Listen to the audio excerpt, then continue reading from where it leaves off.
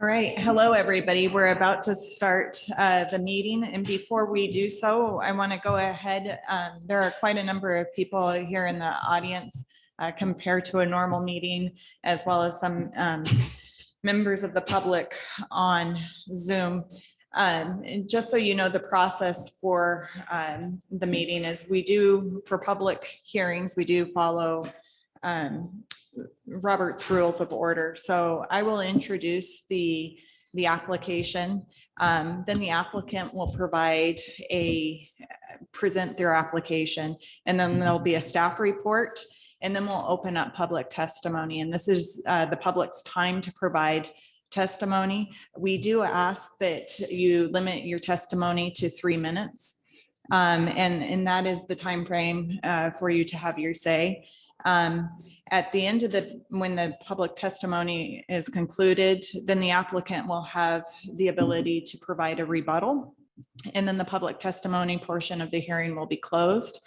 And the committee members will discuss the application and then render a decision.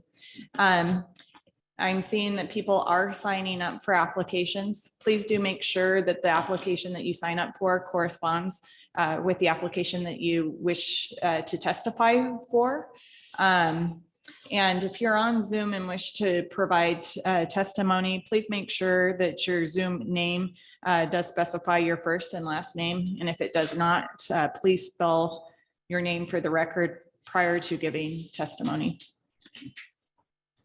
And with that, it looks like it's 3 p.m. and I will go ahead and call the meeting to order.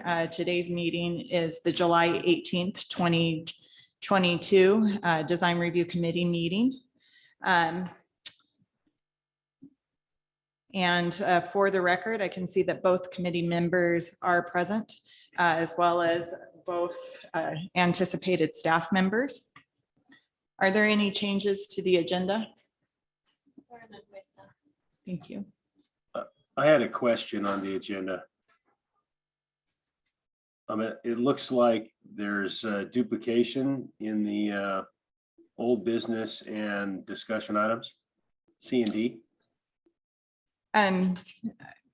The reason for that is we had a work session scheduled at the last meeting and that got continued to today for running out of time. And the reason for that is to have a little bit more informal discussion, should you wish, prior to holding a public hearing. But you could certainly combine the two of those if you feel ready to combine the two items.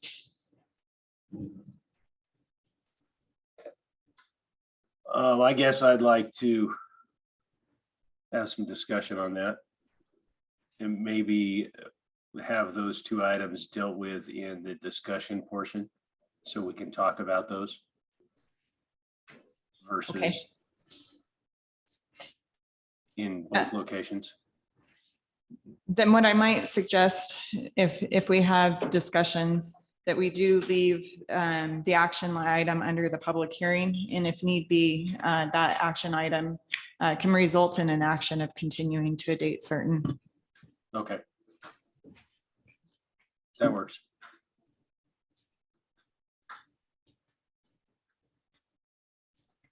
Thank you.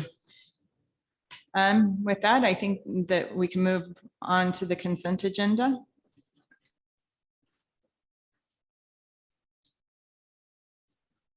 I move we approve the consent agenda as written.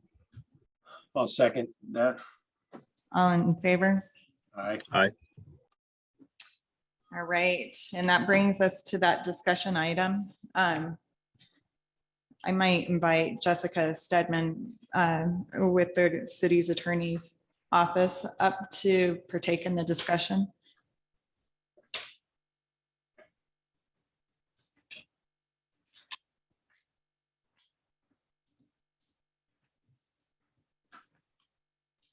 And you can sit up at the dais if you'd like. Thank you. And then I'll turn this item over to the committee members, unless you would like a presentation. Which item are we dealing with right now? It is the design, a discussion related to amending the design review application process. CPA fiscal year 2022, number 3. The one that was split up. Okay.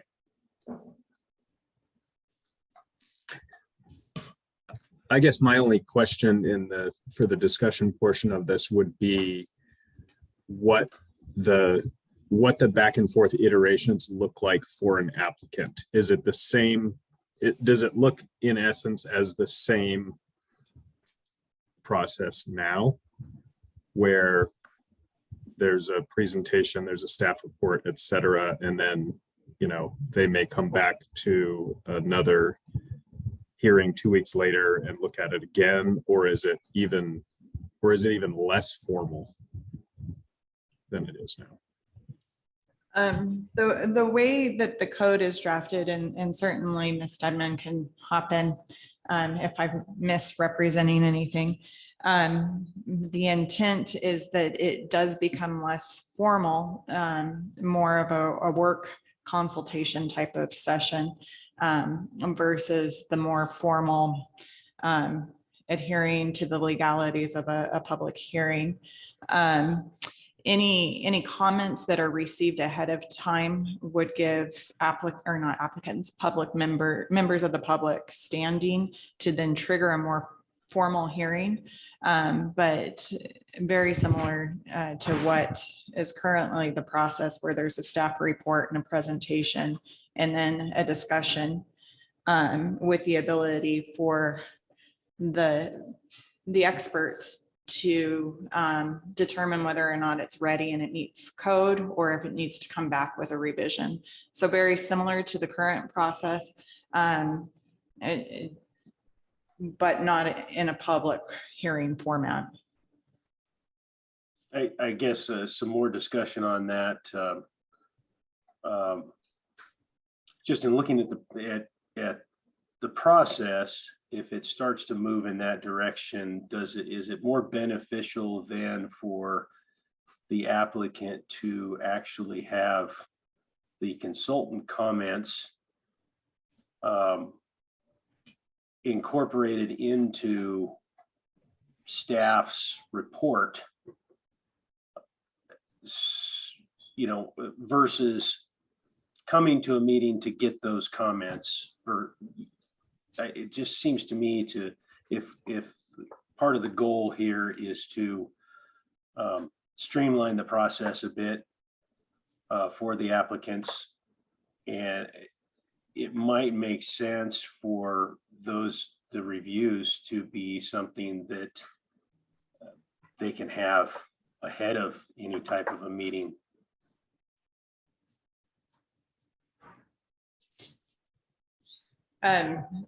Certainly that's something. The intent was also to not overburden the consultants but if that's something that both of you think that direction makes sense. Derek, do you have a thought on that? Yeah, I'm just processing that through. And I guess how that might look is the application comes in, it goes to staff, it goes to consultants, then, hey, here's some quick look comments. Then those comments can be incorporated by the applicant and or into the staff report. And so it's basically one iteration ahead of time, ahead of a formal but not formal presentation. Am I understanding that, Brett? Yeah, I mean, I guess I'm just looking at this, and to me, it might make a lot of sense to have the consultant or our input ahead of time, some thoughts prior to an iteration of a meeting. If we're moving into this to where the design consultants are playing more of a just kind of a recommending role to staff, then in my mind, it takes on more of a kind of a role as would another reviewing consultant, city engineer, or somebody of that nature, where you're taking a look at this relative to the code issues, you're putting some comments together, those are going to staff, those are rolled into their report or incorporated in how they're putting together their report. And then that in turn gives the applicants a lot of information up front to process through, and then in this meeting setting, they're prepared to address those concerns at that time. So in my mind, it's really kind of cutting out one iteration of the process, because that iteration happens kind of more of behind the scenes prior to it coming to this type of a forum. It's a thought. Yeah, it may be that pre-app is what I call it, when you have the Thursday meeting with the, with the staff, with fire, with building services, with development services. It's kind of that look, like, hey, don't forget about this, don't forget about that. It's that kind of initial look. But yeah, I hear what Jen is saying too, is that it may be adding a step when we're trying to remove a step, I guess. Or is it the new version of the pre-app? I just think it would be helpful for the applicants to have our input or the design consultant's input as soon as possible in the process. And if that's, currently that's not coming till they get in front of us the first time, albeit a pre-application discussion. I mean, at that point, they're getting pre-application discussion information, as long as there's information sufficient to actually do some type of a first look or review of the project. Then maybe it's not as, I guess I wouldn't see it as really adding another step or adding more time, unless it was, we tended to see more very premature discussions or reviews where there wasn't really very much information, and then requiring us to really put something together when there really isn't enough information to talk about. So I just think it's worth some consideration on that as far as how that process happens. One of the other comments I had in reading through those, the amended language, was that it probably, in my mind, consultant should be consultant parentheses S, could be one or more consultants for any of those items that were marked up in the new language. And I think I had another comment here. So it was that comment about the written reviews. That makes sense. I like what you're saying with consultant parentheses S, because it could be, now how it stands now is we need a quorum, we need a certain number of people in that, but there may be applications that are quick and easy and understandable, and one of the consultants is unavailable or the other is unavailable, or maybe there's 8 consultants by that point, but it allows something to potentially move through without every consultant in line looking at it. So I like that. I think the opportunity there for written responses or written comments it could be something that maybe at staff's discretion, they feel that it really is something that only needs to get in front of one individual. Or maybe if it's there's a landscape architect consultant that's part of the consultant team, that this issue is really just needing those eyes. It can get in front of them, it can get some comments.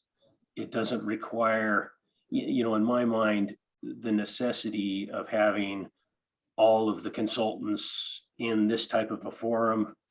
It may not require that for all these different reviews. So depending on what they are, I think this is an opportunity for staff to use its discretion to kind of steer those applications in the right direction, get as much input as they feel is necessary to make an informed decision. And maybe the process is a little more fluid in that respect. Yeah, and then let me make sure I understand the trigger for public hearing, just because the way it sounds to me, and correct me if I'm wrong, is consultants look at this, and if consultants recommend a public hearing, it would go to city council for a public hearing, or city council could trigger an application to be a public hearing. But I would imagine most likely, and the intention is that most likely it has consultants review, it has planning official approval, and then it's approved at that point. Is my understanding correct there?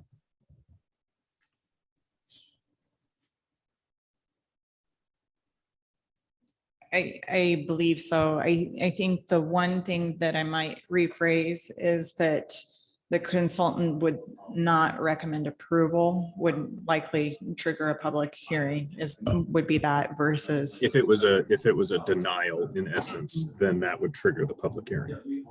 Yes, and then and as you stated, city council could find, similar to what they do with conditional use permits right now, and that it's something that should be reviewed at the city council level, or anybody who's notified, or any member of the public who writes in and requests to have standing could trigger that public hearing. Would they trigger the public hearing just merely by requesting it, or they could be part of the discussion process and maybe have their input taken into consideration there, and then be satisfied with the ultimate outcome? The way that it's drafted right now, their input would need to be submitted in a written format, and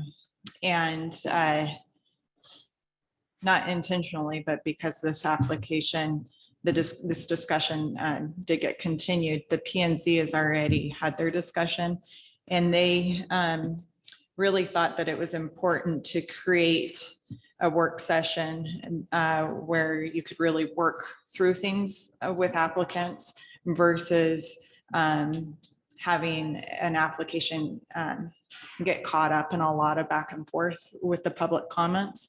And so the written comments would certainly be considered by the consultants and in the staff report. And those that did write could then trigger the hearing should they feel that it wasn't dealt with adequately within the application's process. If I'm stealing everything, let me know, jump in.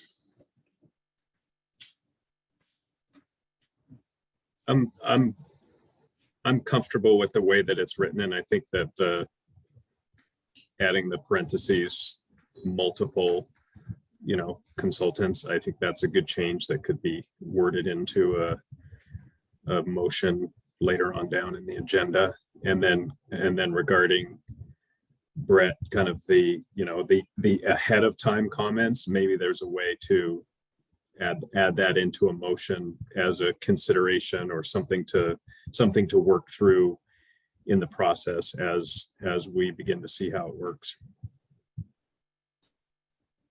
And yeah, and I guess I don't know if that's something that is warranted in the verbiage of the modified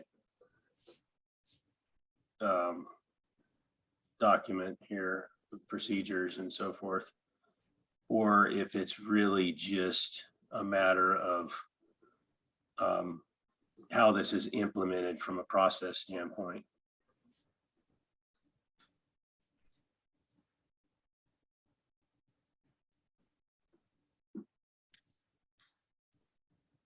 All right. Any other points of discussion? I don't have any. I don't think so. Okay. Then we can move on to the next item on the agenda, which is a public hearing for design review fiscal year 2022, number 12. Brian Hollowell is requesting a remodel of an existing building and parking lot at 2288 and 2289 Garden Street. And with that, I'll turn it over to you. Hello, can you hear me okay? We can, thank you. Yes. Great. Yeah, thanks everyone for allowing us to present in front of you design review application for the Riverside Ling and Louise project. It essentially is an interior remodel of the Joe's Crab Shack building with exterior improvements, which include storm drainage and parking circulation and rehabilitation of a parking lot across Garden Street to the south of the property. I will share my screen here so we can see what I'm, so I can talk this over as we're, okay, so do you have the visual of the map in front of you? Yes. Okay, perfect. So essentially this is the existing condition of the restaurant. The main building, renovations will be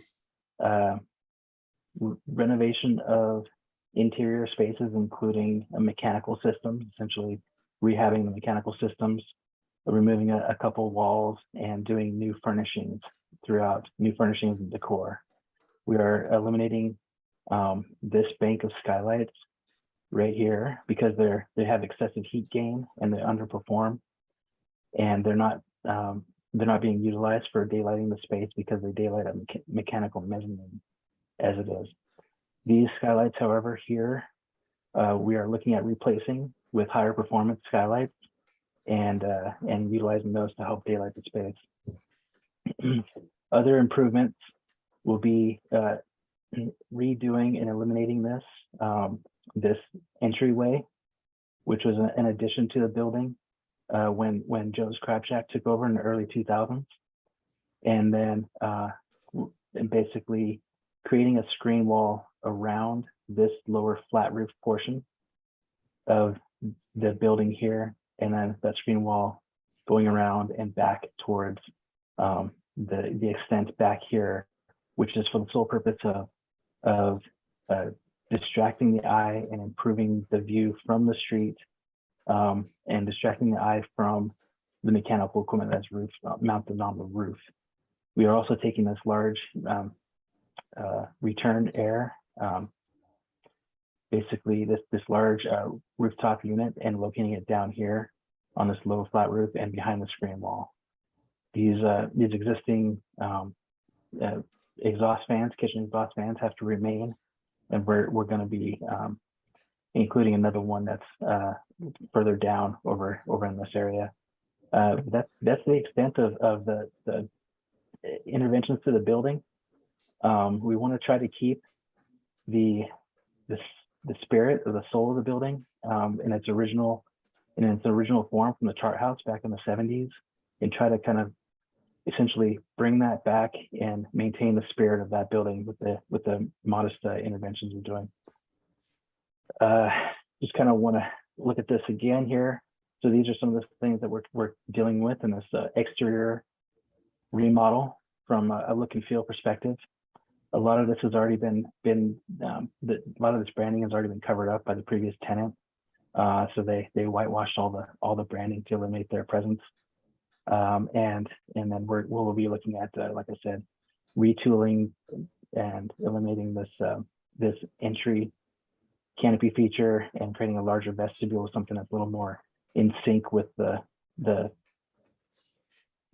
form of the building, and then dealing with some of these ancillary items around the side. And our approach with design to find something that folds into the look and feel of the design of the building, we understand it to be a late era Frank Lloyd Wright Taliesin style building. And so it has the presence of a upturned boat hull, and it's nestled onto foundational elements, grounding it on the river's edge there. And so we're taking the spirit of that and leaning into the concept of boat building with some of these articulations and lofting of a boat form, and using that to inform some of the interventions or additions we will be doing to the building. And then we're also looking at some materials with some wood and some exposed details and that type of stuff. So this is an early concept with developing an idea on how to create a screen wall that we feel would counterbalance the form and feel interesting, yet working with the design in a certain sense. And so with that screen wall, we leaned into the idea of boat building with the lofted ribs to support this large screen wall. It had to be high enough to where we could obscure the eye from the mechanical equipment up on the roof, and then utilize some wood to tie it in and feel like it has some warmth. And it's working together with some of the other some of the other materials like concrete and the metal roofing. This is an overall view. This was an early conceptual at the time when we submitted the design review. We're looking at painting the roof patinaed copper. Right now it's a distressed sort of like metallic color, and then having the small hip element to subdue the entryway a little bit. Yet we do have to increase the size of the vestibule to get a waiting area out in a waiting lobby essentially. And then we're bringing out some wood trellis elements to help present itself to the street as if it's the point of entry, and also to be a bit of a compressing element, pulling folks in. And then we're also looking at integrating a bridge that connects over to the Riverside Hotel main entrance off the parking lot over here. And so this will be enhancing connectivity in our view. I'll pull this up here. This will be enhancing connectivity of this piece of property and this restaurant to the Greenbelt, to the Riverside Hotel, and to Garden Street. And so what we're doing is we're adding a sidewalk here connecting to the Greenbelt, adding bicycle parking right off of the Greenbelt as well to serve the restaurant and folks visiting the Greenbelt area. An entry plaza with benches and a statue feature here in the central planter. These are the extent of that screen wall that I touched on, and that will have a sliding barn door with heavy duty gate material for durability to basically locate the temporary trash and the condensing units here on this condensing unit yard, and then and the grease waste disposal. And we have a loading sidewalk here that flushes out with this driveway radius right here. So you can see that right now there's an inefficient use of the parking lot, and there's not a sidewalk in the front of the building that connects any of the parking or the Greenbelt or any of that matter. Does not even connect to Garden Street or Meridian. So there's a real disconnect currently in the building's connection to any of these pedestrian pathways or thoroughfares. And so we are enhancing that by retooling the profile of the parking lot, getting a radius here for loading and unloading in the morning for deliveries, and then have a sidewalk connection connecting from Greenbelt over to the entry, and then connecting around, tying over across with this bridge feature across over to the main entrance of the conference area for the Riverside Hotel. And then there's also a sidewalk that's being proposed to connect on the Riverside side over to Garden Street. However, we do have also on the Ling and Louis project site, we have a sidewalk that connects from this main entry over to Garden Street. And in addition to that, we have a crosswalk that connects to this additional parking area, and the lit crosswalk zone that the button can be pushed to deter and cause traffic to stop while individuals are taking trash and dumping solid waste into the solid waste containers in the screened area back here. This is designed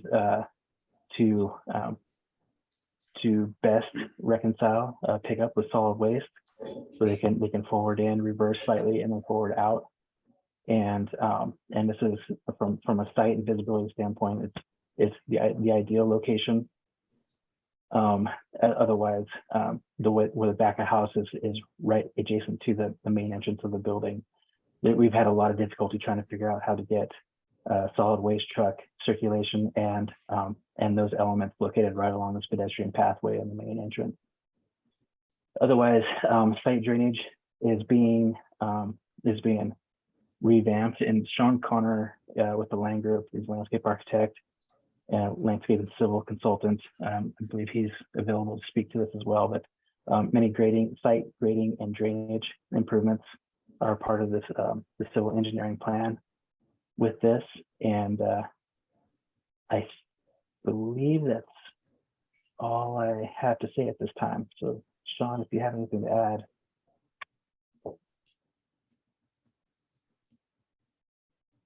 Don't mean to throw you on the spot.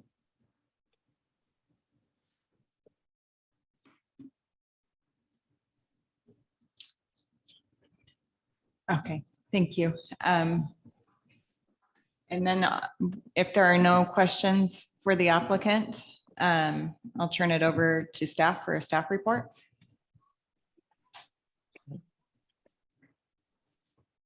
No further questions from me. Thank you. No. Can I have you stop sharing your screen, please? Yes. Thank you.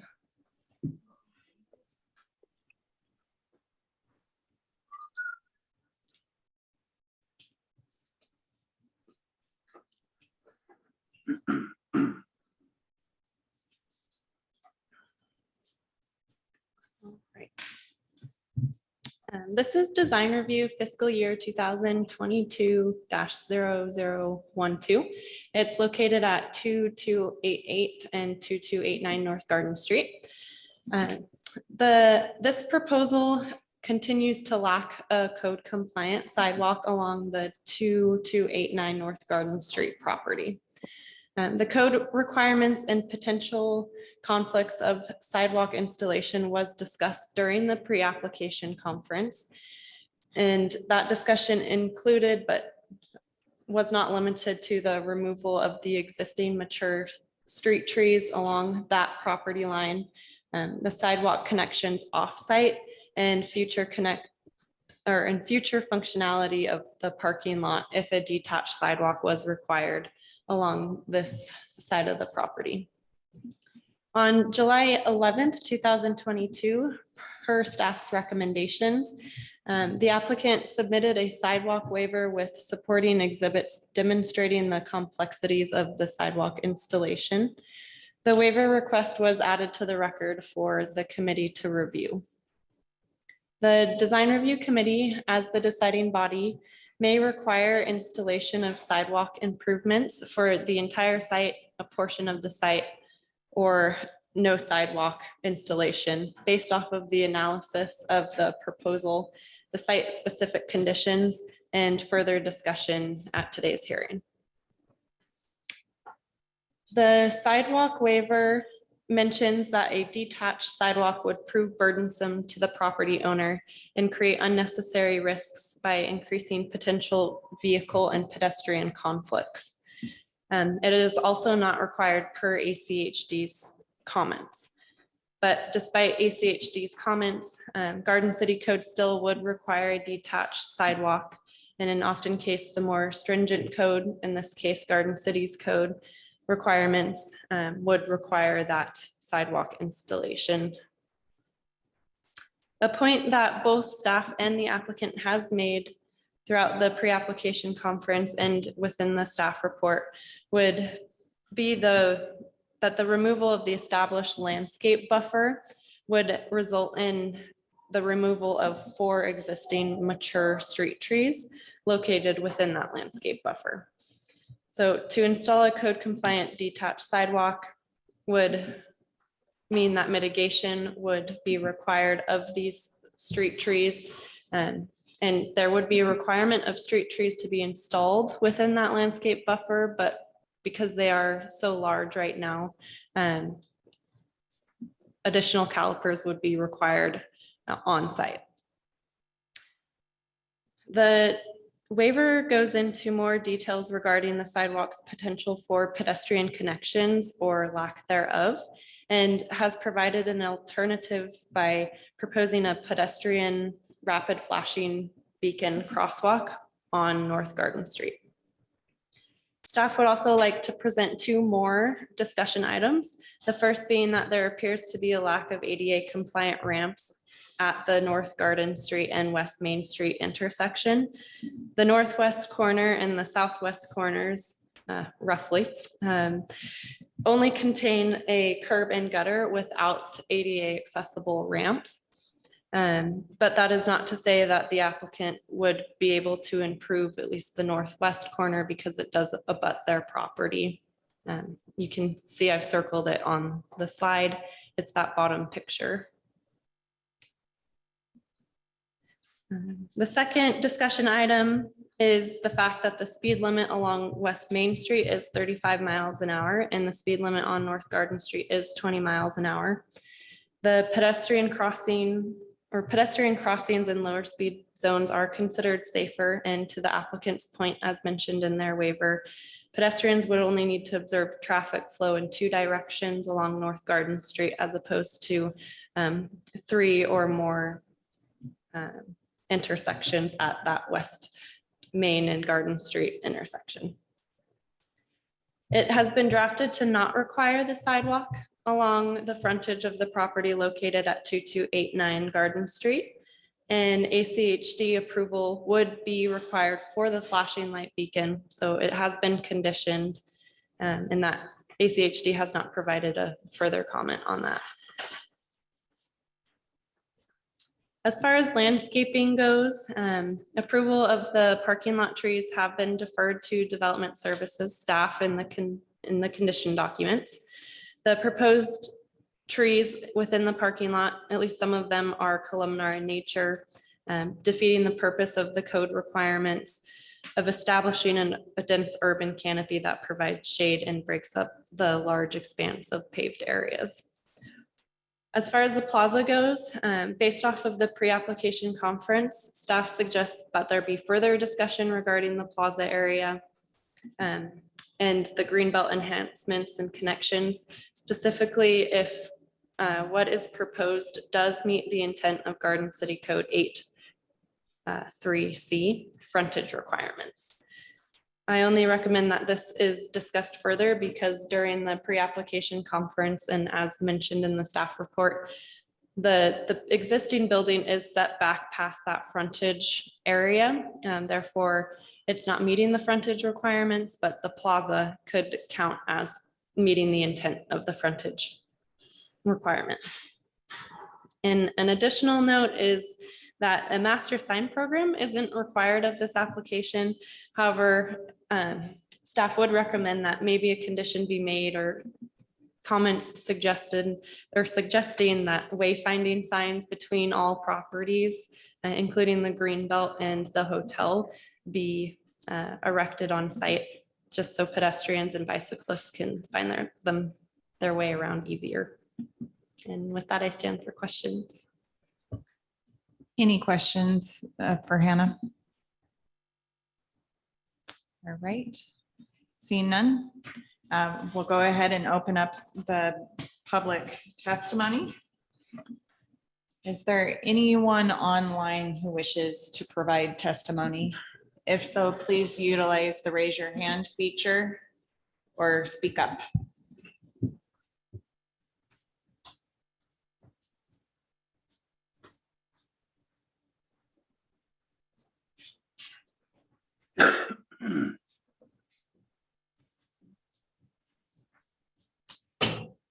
All right, seeing none, I didn't see anybody signed up in the chambers. Is there anybody out there that wishes to provide testimony on this matter?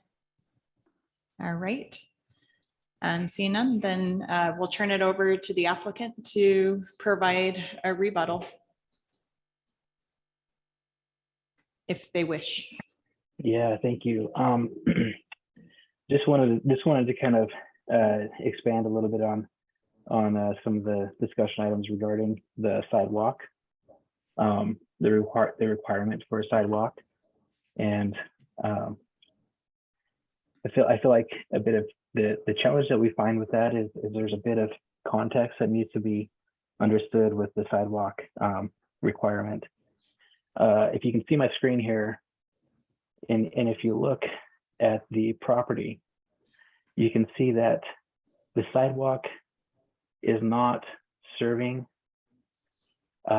anything really. To be quite frank, the sidewalk would be leading, and if it were detached, it would be requiring work to the infrastructural element, such as this bridge, to allow the sidewalk to make a connection further beyond that leads basically to the to Shinden beyond there.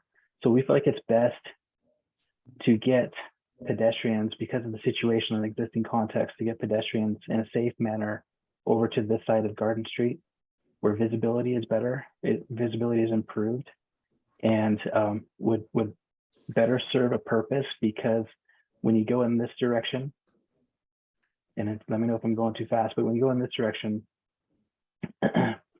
this is the on-ramp to I-84, and this is the connection to the steakhouse across the street, and it's just a very rapid moving on-ramp situation, rapid moving pace of vehicles, and a busy intersection in regards to the flow of traffic going in that direction. We just it's really hard to justify the effort of locating a sidewalk on this side of the street. So we feel like it's the best for the context of this area to get folks over onto this sidewalk here, and the way, and not have them be located on this side of the street.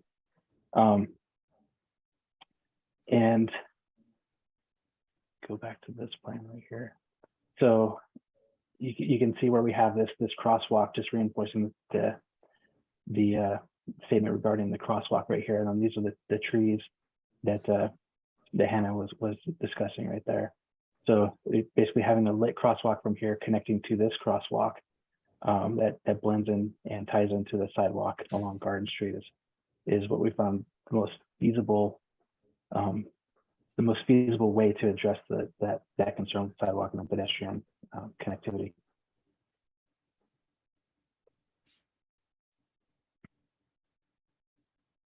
And that's all I had to say for that. Thank you. Yeah, thank you. Any questions of for the applicant? Then I'll turn it over for discussion.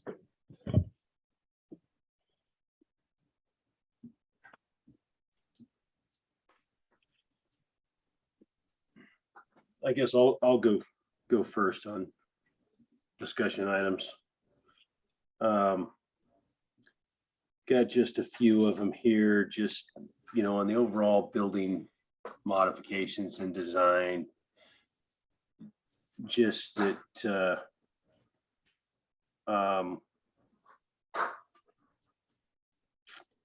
that all of that mechanical equipment's going to be screened. I think that's just crucial. There was indications of distracting the eye and from the mechanical units. I guess I would be, that needs to be, mechanical units will be screened from view from the street, period.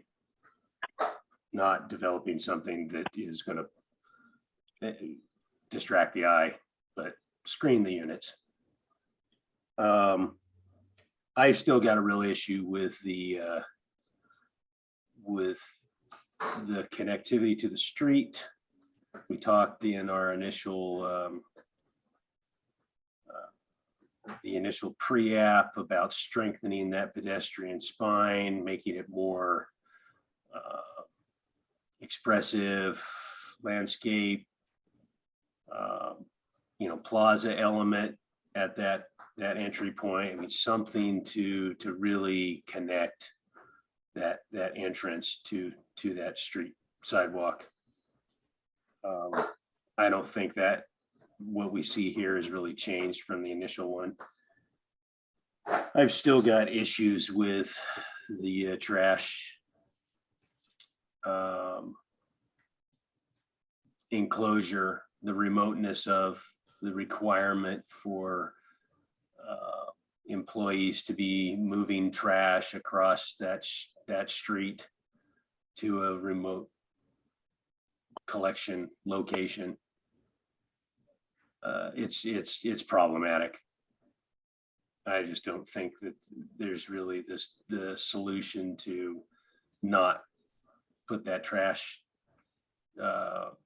collection site or the enclosure on the opposite side of the street has really been looked at in depth, and I guess I don't feel that it's a good solution to have that remote and require people to go back and forth across the street with trash. I don't have any concerns with not requiring that sidewalk on the south side of the street there. I think that is problematic to have encouraging pedestrians to utilize a portion of sidewalk over there. That doesn't really seem to make any sense as it moves on to Main Street or in the other direction where there's no connectivity whatsoever for pedestrian traffic. So those are my main items. Yeah, those were also similar to mine. I'll go in reverse order. I agree with you on the sidewalk waiver. I think if we shoehorn a sidewalk internally of the street trees, we do have two ends of the sidewalk that we just put in that are not going anywhere in essence. So I would think that encouraging people to get over to the existing sidewalk on the north side of Garden Street is the priority. So I'd support that sidewalk waiver. I think as far as the trash is concerned, I think if that's something that the applicant and the restaurateur wants to take on that burden of shuffling it across the street, that's kind of on them and not a design review issue. I think since the pre-app, they have suggested the rapid blinking crosswalk indicator. So I think if that's in, and that's for all pedestrians, not just the folks taking the garbage across the street at night, but if that is in the requirements, I think that the garbage location is kind of, if that's where they want it, it seems to be most out of way from the general public. So I think that works fine for me. I do agree with you on the connection to the street. I was expecting some sort of more, more inviting element coming off the sidewalk, off of Garden, to kind of invite pedestrians and bicyclists in off of Garden Street. I do recognize that they've done an amazing job of that at the Greenbelt. And that actually has a connection where there was not one before. But in design review and in the city code, it's requiring it to be from the street front. So I'd like to see that developed a little bit more on the street front for the pedestrians. So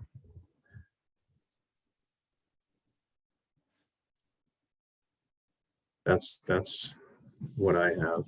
And I guess the bridge was mentioned again, but I don't see any actual design drawings for the bridge. So I suspect that would be sometime at a later date if we see that.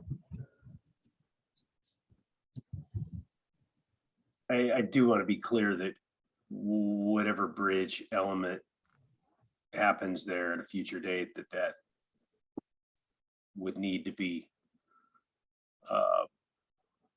seen by this body.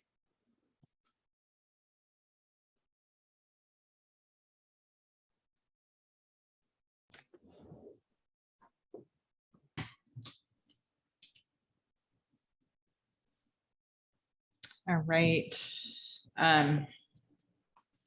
With that, it sounds like we might be ready for a motion.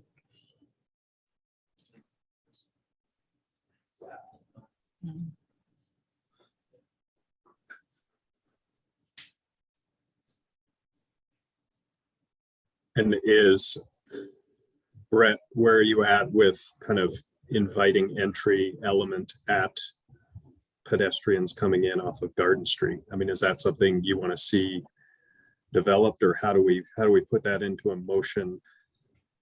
I think it's going to be important that we see how that's developed. Yeah. In my mind, I don't. Yeah. I'm not agreeable to a motion to approve this without seeing how that's developed.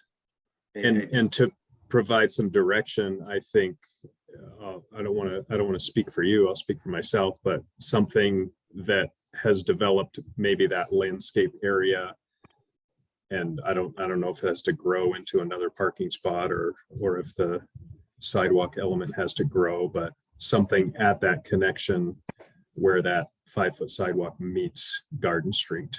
Like, what more direction can we provide other than make it inviting? That's the area that we're looking at, right? I think it needs to be a more deliberate promenade, if you will, feel of how that connects to that kind of that node where it's an extension of the plaza space in front of the building. Yeah. It's the connection point where that bridge may occur. It's just, it's an important connection there, and that needs to be carried to the street, the importance of it. Yeah. And it's almost as if, and I don't know if you can read from the drawings, or if we can just have Brian come back in with a yes or no answer, but there's the parking, then there's a 5-foot sidewalk, then there's all this landscaping. So maybe we're suggesting that the promenade fills in some of that and captures some of that landscaping area. Because I don't know why in my mind I was thinking that the west side of that sidewalk was somehow a property line or easement. I don't know if I picked that up from something that was said. There's a dashed line on there, but I'm not sure what that is. It's a settler's canal easement or something like that. But I guess that's we're speaking the same. We're speaking the same on kind of. Yeah, it's almost if things. Plaza element. It's almost if things can shift over a little bit there, and there could be some more. It's not a sidewalk directly adjacent to parking stalls. There's no landscape. It needs more. That's just not enough. Yep. Can I make a point of clarification? Sure. Please. So the dashed line that you're seeing on the western property boundary line area is the canal, and it does have a pretty steep descending grade there, in which the property owner is needing to put up some kind of railing or fencing to help prevent spillover or fall over. So any kind of improvements or widening would need to encroach into the parking lot area. Yeah, and that's fine. So can I speak up? Sure. Yeah, so I'm gonna share my screen again. Just so we're talking about this getting a more grand sense of approach towards the building. A couple of ways that the way that we've been viewing it perhaps is we're really very much enhancing the invitation of folks to be led up to the entry from a few different directions. One is from the green belt in this direction, and then the other one is on this arrival port, we'll call it, which currently does not exist, but this sidewalk that's also inviting pedestrians from the bridge. What we have here is we'll have lit bollards that light the pathway. So the bridge will have accent lighting, and then there will be lit bollards along this pathway. And we also are going to have some bollards here to alert folks that there's a sidewalk. It's a curbless sidewalk. It's essentially a flushed out grade there for accessibility purposes. And then we also have tiki torches that will be basically in a crisscross pattern that will be connected to gas line out in front here that will light the entry along these landscaped areas up in the front here. And so the difficulty, as was just mentioned, about the sidewalk is it's trying to serve a few different purposes. One is getting this crosswalk in a safe zone away from this intersection, where folks are going through develocitation as they turn the corner, slowing down, and so that they have enough time to be alerted that there's a crosswalk. It makes the most sense to have the crosswalk being located on this side and having a strong pedestrian pathway, albeit might not be as formal or inviting as the discussion is leading towards right now, but it will be lit for safety, and essentially it's being driven to land right here. And we're providing a retaining wall and a guardrail along here because of the fall protection for that. And then we have site lighting that will be guiding you and leading your course towards the entry. So there'll be light features for nighttime, and as well as the bridge being lit for that. And in regards to utilizing the trash over here, that the owner is very, very much aware, and they've been working with Riverside Hotel, operations to organize periodic and shift routing of garbage here. So it's in the off-peak hours, and the owner and operator are fully understanding of the needs with having the trash location over in this corner. It's been an item that we've discussed quite a bit.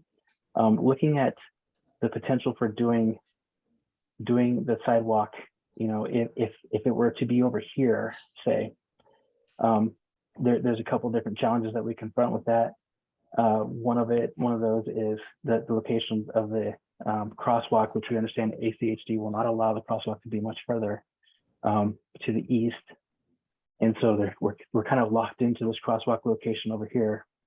And then we would be losing parking spaces that we can't gain back otherwise.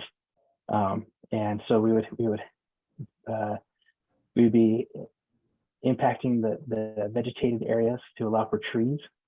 And I'm just I'm venturing to try and understand what might be a good solution here. But it would reduce the amount of vegetation area for large trees and establishing that tree canopy for this portion of the site. And it won't quite align with the crosswalk. Folks would have to cross this driveway then to get over in that case. So it kind of presents a couple of a different way to look at it, but it also has some positives and some negatives to it in our understanding. So just kind of want to put that out there. We are paying a lot of attention to trying to draw attention to the entry with building signage and lighting and decor, exterior elements with bollard lights and tiki torches and those types of things. Yeah, I think you're about 75% of the way there. You just haven't addressed that linkage down to that crosswalk. And so I think that's the part that needs to, in an ideal world, those 4 parking spots along there would go away. Okay. Yep. And you would have that plaza kind of continue on and extend all the way to that crosswalk, and you'd find another spot to deal with the parking that you need. So take that for what it's worth and go back and I guess maybe look at how you would propose to strengthen that connection. And the greenbelt entrance and the bridge entrance are going to be so exciting and beautiful. No one's going to want to drive here anyway, so you won't need those parking spots. That's a really good way to look at it. Yeah, I think that's the one hang up, and I think as Brett mentioned, we'll have to see that again. So I think we have and hopefully that's something you can turn around quickly and be back in 2 weeks at the next meeting. Is there, if these parking spaces and the sidewalk connection right here is the main challenge point, is it possible to go through a staff level approval, just because timing is I would be burdensome? I would be agreeable to a motion to move for approval of, as presented here, with the elimination of those parking stalls and redesign of that area into a enhanced pedestrian connection to Garden Street, if that's what you're asking. Yes. Yeah, I'd go along with that too, because I think what we see in the landscape plan and what we see in the existing promenade parts, from bridge to greenbelt, I think if it's that tone and that kind of landscaping, adding those landscaping elements, I think that would be successful. Because I think I can visualize if you extend that through on what that would look Yep. like, and I'm sure staff could review that. Yep. So is that, as far as the applicant, or is that something that you're agreeable to, and then we can move forward with that versus a motion with that condition versus a come back and see us? Absolutely. Okay. Thank you. Does staff have enough do I need to repeat that again on a motion? We have a head shake that Hannah feels that she has enough. Okay, so moved for approval with those Second. conditions. All in favor? Aye. Aye. Thank you. All right. The next item on the agenda is also a public hearing for subdivision file number SUV fiscal year 2022 number 6, Pinada subdivision, which is a 2-lot subdivision at 4866 North Allworth Lane. And with that, I'll invite the applicant to come give a short presentation, or if that's okay.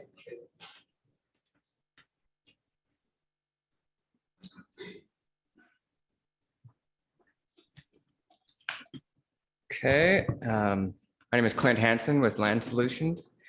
We're proposing like you said, it's just a 2-lot subdivision of residents that the Pinedas have owned for forever, basically. And they've had the 2 dwellings on the property as well since at least 1992, maybe earlier than that, I'm not sure. But they just desire to split the property.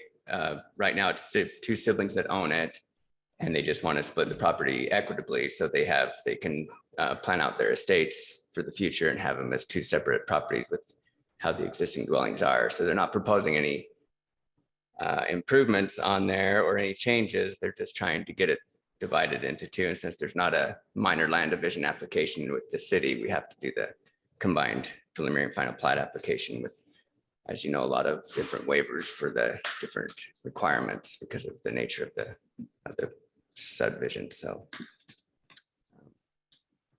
that's it. Thank you. I do have a question. Have you read the conditions of approval? Yeah, and we did have some concerns with some of that, or there's some clarifications for some of that, but I'll let the owner speak to that when we get to that portion. Well, this is the applicant presentation, so if the owners are ready to speak to that Okay. now, I would suggest it would be a good time. Okay, do you guys want to talk about your concerns? Hello, thank you for hearing us out today. Thank you. Could I get your name for the I think record, part of the please? confusion that I saw with this was that the application is for 4866, but 4866 and 403 East 49th Street, that's all one plot. So it's all, that's half owned by Anita Pineda and Lupe Pineda, brother and sister. And all we're trying to do is just split it so we can each have our own deed. Nothing's going to change. Nothing's building. We're not doing anything. Sidewalks were all put in a long time ago when the improvements to the city were done. All we're trying to do is just get our own deed to our own piece of, part of the property. That's all. Thank you. And could I get your name for the record, please? I'm sorry, Max Brown. Thank you. Anita Pineda is my wife. All right. Any questions for the applicant? All right. Any other presentations by the applicants? I might put in some of the other conditions that you asked if we had read the conditions on there. One of the things that I saw on there was that the manufactured home was not real property. It wasn't attached, and it has been attached. It's we had to do that. It was required by the city when we put it in 20 years ago.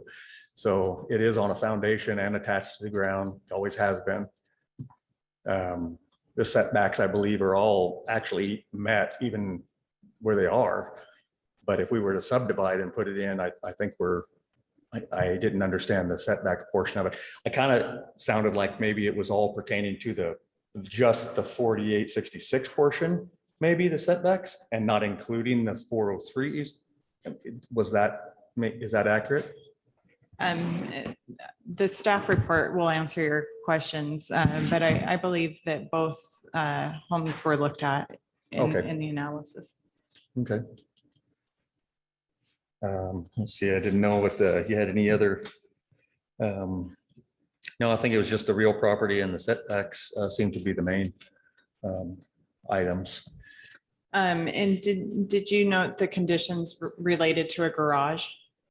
I saw the condition with the garage to put a garage in there, and I guess I would just ask that we not have to do that. Right now, as everybody knows, the building is absolutely outrageous, but we're not asking to change or really do anything other than just remain exactly the way we are but have our own deed to our own piece of the property.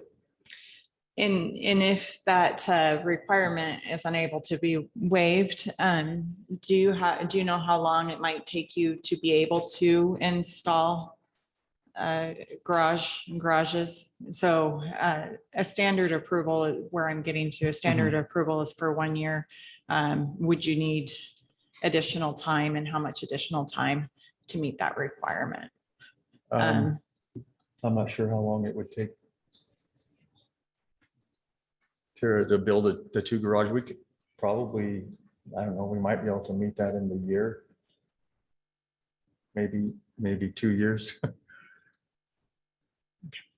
Wasn't prepared for the garage portion when I saw it on the paperwork. I did know about that. If you put a new manufactured home in or something like that, that garage would be required.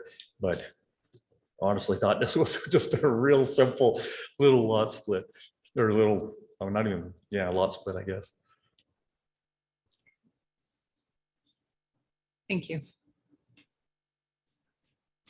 Thank Any you, other sir. questions for me? It doesn't look like it Okay. for now. Thank you very much. Thank you for your time.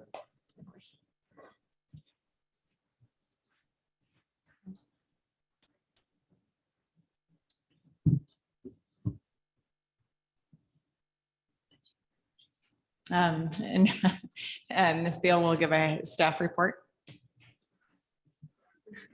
I don't have a lot to say on this just because there were so many waivers that were submitted. There wasn't a lot to be able to analyze. Also, there were not a lot of documents within our records demonstrating that there was the manufactured home was declared real property and was on foundation. So in order to satisfy those conditions that were drafted in the decision document, making that manufactured home real property, we would likely need some records or documents submitted by the owners themselves in order to satisfy those requirements, or at least an inspection of some kind.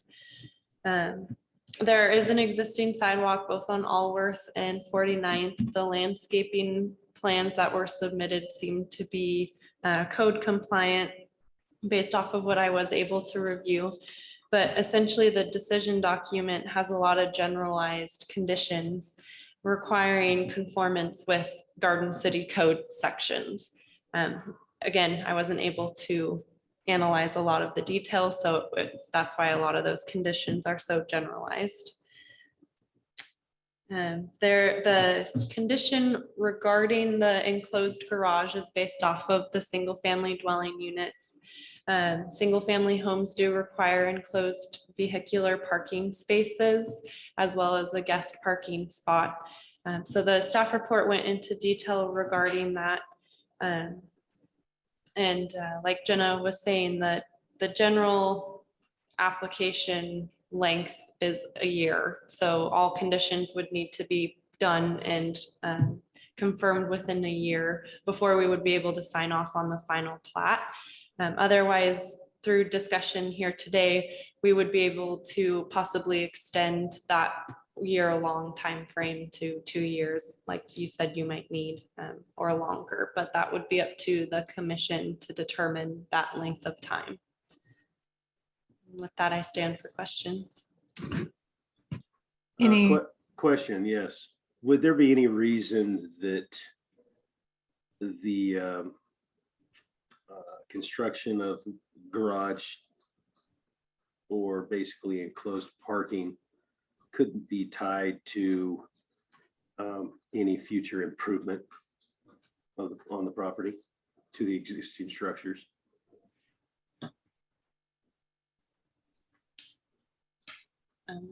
Let us look at code real quick. I don't know. Some concerns with requiring construction of a garage just to construct a garage and no improvements to the existing property to have really something more substantial that a garage component could be incorporated with.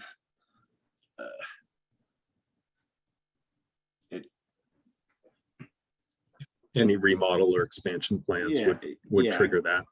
I guess that's what I'm looking at. Is there, an expansion or a remodel or redo or of the existing structure could then incorporate covered compliance with the covered parking requirement as part of that process and be more integrated, more comprehensive than constructing you know,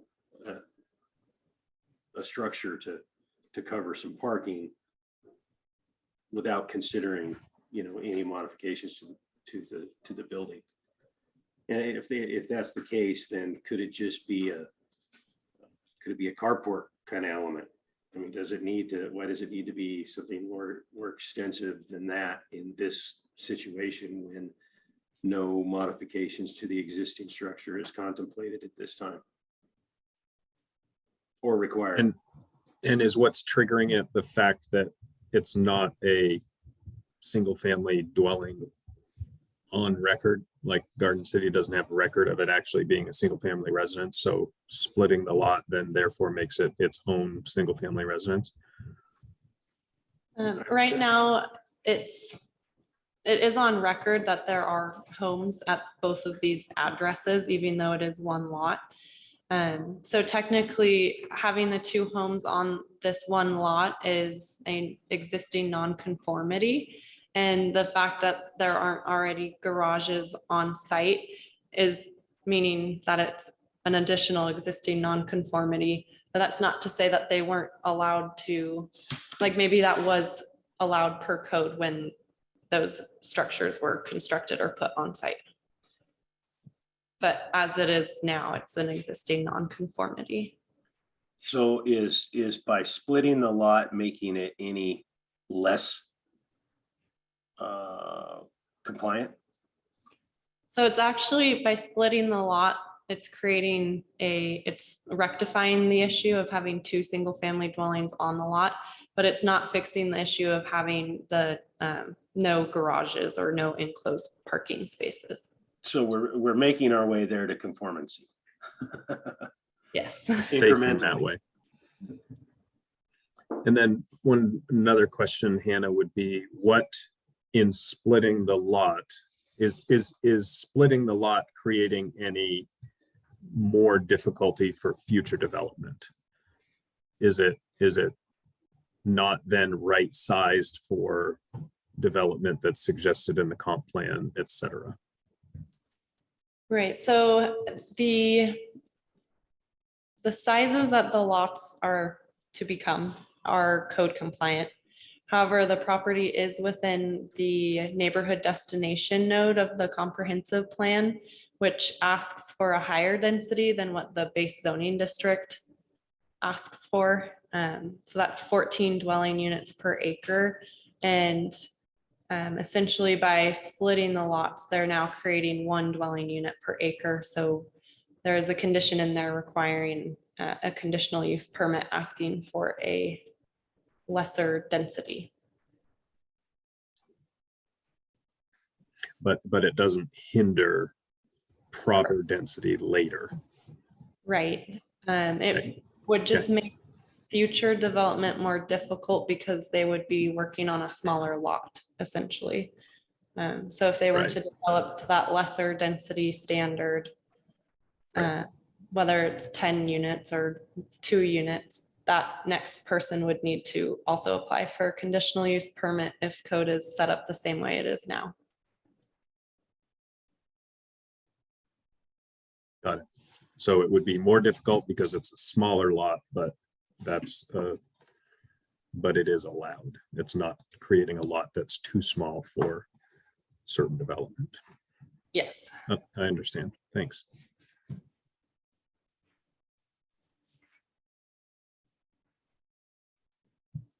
And I would support it, having discussed all of that. I mean, it's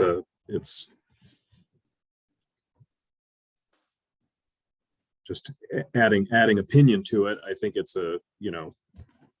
we're acting as estate planners here in essence to divide something for heirs in essence, which isn't generally our role, but if that's the decision they want to make that may impact future development or the value of those lots, that's for them to make that decision. But I would support this with the added condition that we discussed, that any future building permit application, I think we could say, would require that the covered parking come into compliance.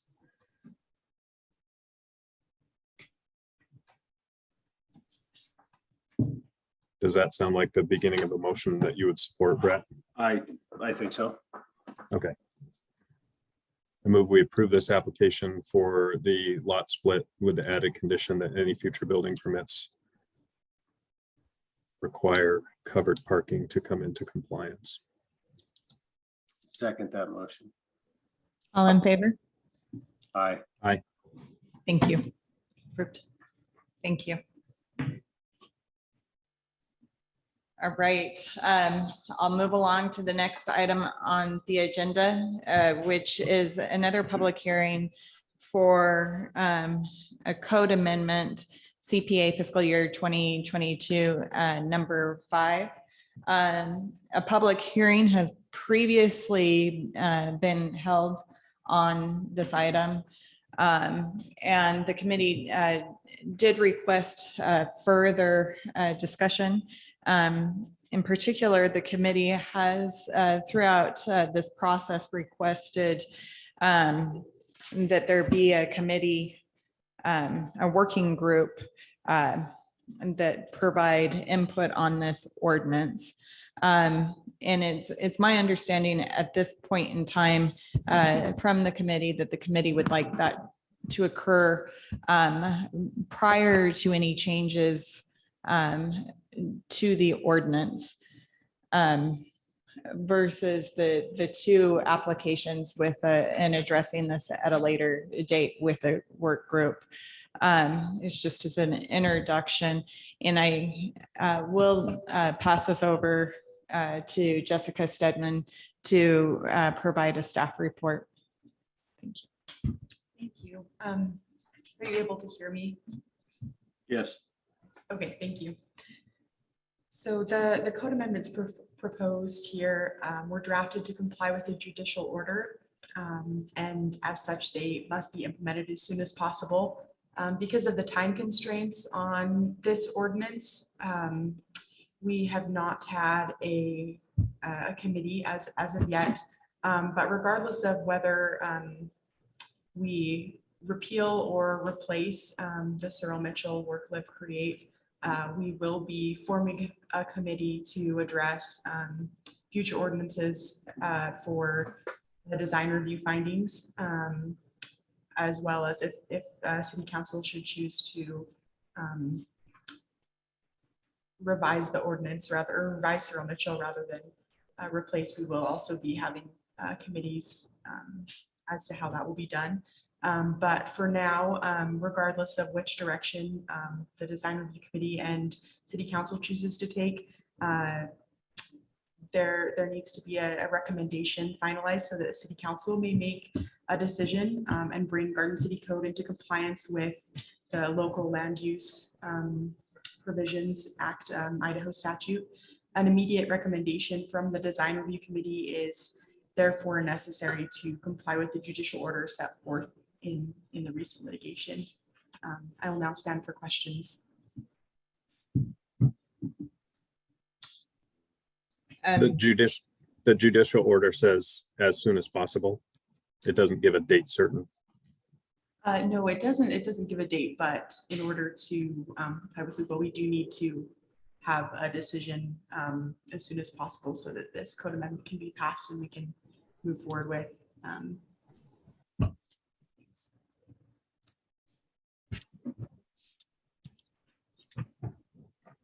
So I do have clarifications, and Jessica, correct me if I'm missing any potential options. I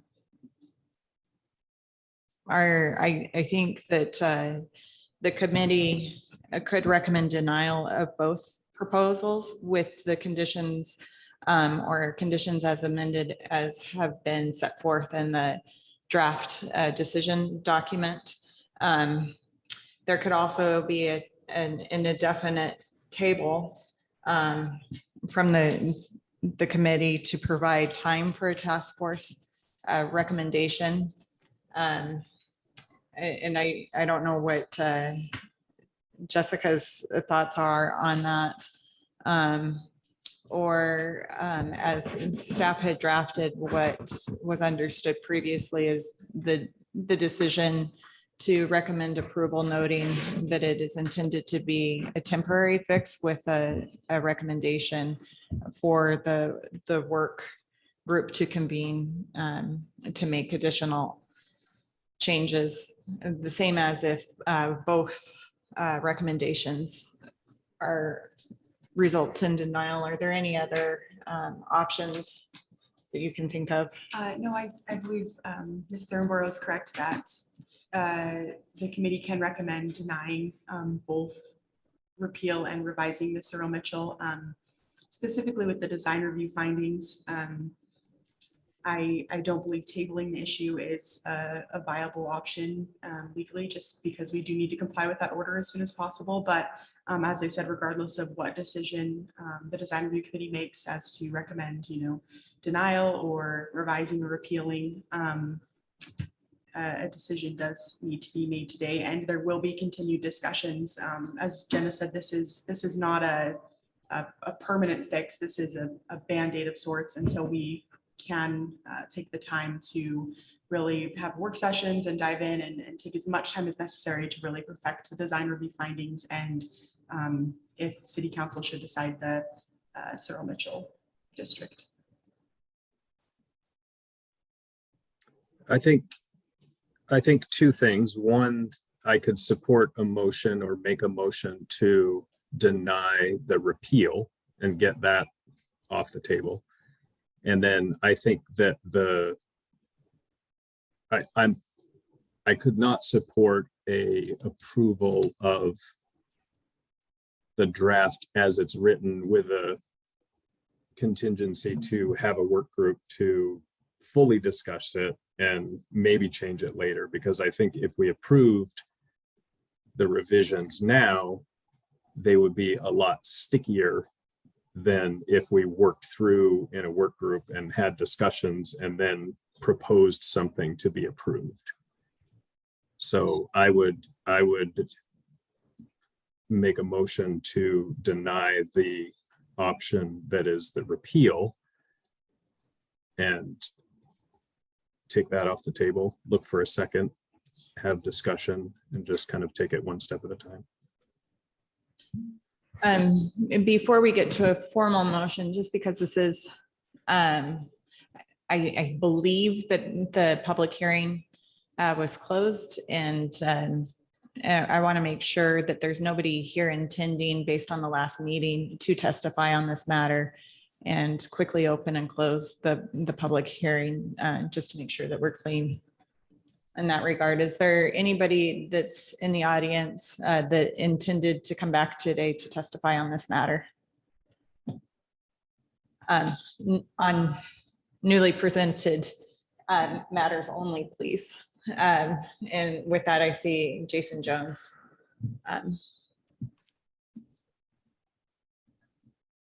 I don't know if I have anything new to add, but just to remind, so I think, obviously I'd like to see some revisions to the live work code that make it more usable.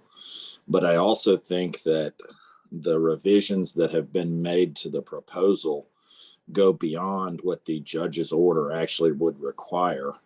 And so I think that's worth kind of noting for the design review committee before they make a decision, because really there's only one line of code that would need to be removed from the live work code to actually meet the judge's order, which was just a vague thing about parking. And it could just simply be removed. The rest of the changes to the code are really more legislative changes, and they weren't required by the judge's order. You just couldn't enforce things that aren't written there. So just want to make a note of that, because I think that, like I said, I think part of the reason there should be a committee to look at this before the changes are made is because some of those changes that are being proposed are part of a legislative process, and they're not really part of the judge's order. So thank you. Thank you. Is there anyone else? All right, with that, I'll close the public testimony, and unless Ms. Stedman has any rebuttal to that, which she shook her head no, please move forward with your motion. Yeah, so Brad, I guess to reiterate what I'm suggesting is a motion to deny the repeal option and then to table with the creation of a work group on the table, which we've discussed, which we've discussed as an important element. And I would suggest that that work group consist of, volunteers and neighbors and, and folks that would want to be involved that are actually in the district and impacted by the district. And I would volunteer to be on that committee and, meet as soon as possible. It doesn't, I don't think, need to be some protracted, month after month after month sort of code rewrite or comp plan right. I think it's just a matter of getting some heads together and looking at some of the verbiage and terminology. Because as I said before, I think if we just approve it as written, then create a work group, then it's harder to, make modifications. Then you need more justifications for terminology changes and verbiage changes than you do if you come at it from, from the ground up, I guess. I think there's motivation to keep the foot on the pedal at this point, as far as continuing to move this forward, because there's a requirement that things need to change from the judicial standpoint, at a minimum. So I guess I'm agreeable to completely taking the repeal off, and I guess I would be in agreement with the repairing. I think that there's, even in some of the amendments that are in there now, I think in my mind, they're not quite there. There's still some, as I looked through a couple of those, there still seem to be some areas of that were a little vague. It may be still left for interpretation, that may still be subject to subjective interpretation. And I think that that's the whole reasoning behind getting a work group together. The city council sees it differently and moves to something, a different decision, then, that's, of course, that's fine. But from my standpoint, I guess I'm in agreement with not recommending approval on either of them at this point without the going through the work group stakeholder process.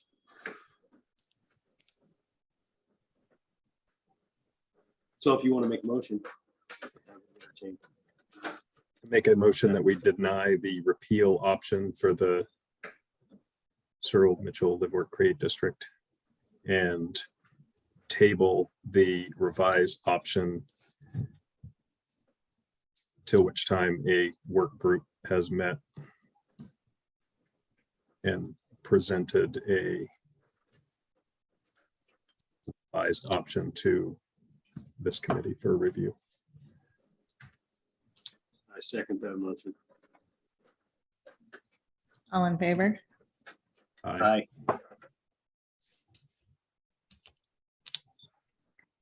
All right, thank you.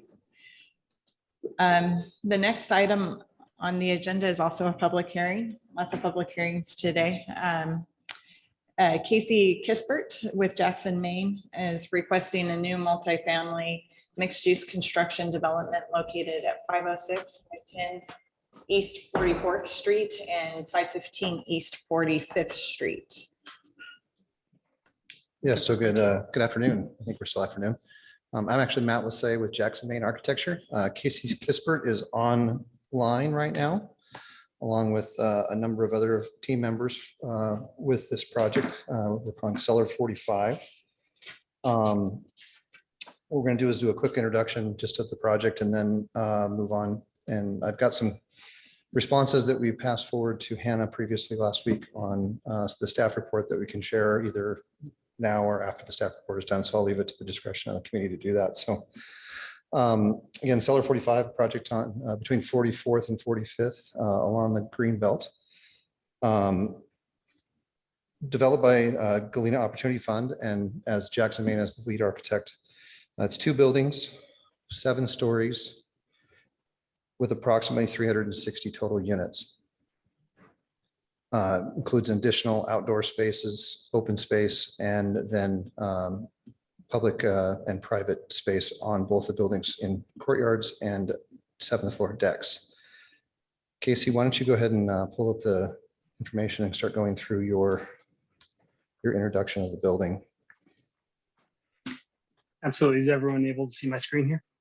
We can, thank you. Fantastic. All right. Thank you for the opportunity to present this exciting project to the committee and the public.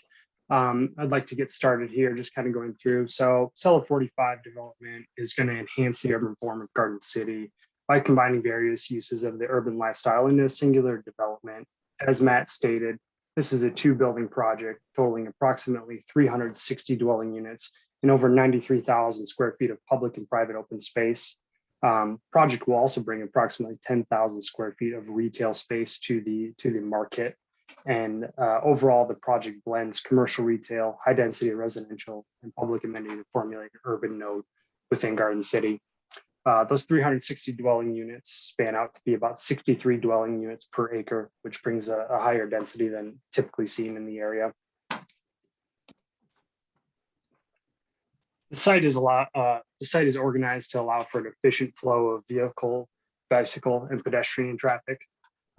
As noted on the site plan here, vehicular entry is kind of centered on the site, with the pedestrian and the bicycle nodes located on the north and south side of the south building, as we're calling it, and on the north side of the north building. And I'm going to call this Plan North because we are on a bit of a 45. Project contains both surface and structured parking, with most of the parking actually located within the 2 buildings, 3 stories of parking on the north building and 2 stories of parking on the south building. This provides at least a 1-to-1 ratio for the dwelling units and fully parks the commercial space provided. There's 360 bicycle stalls being provided for the project, and they have easy access for the users that's separate from the vehicular lanes. As noted here on the south side of the south building, we have a bicycle parking, and then on the interior side of the north building, that separates the flow of traffic to promote safety for all building users. To promote an urban lifestyle, the development will be providing tenants with VRT passes to encourage transit ridership and reduce the project's need for parking.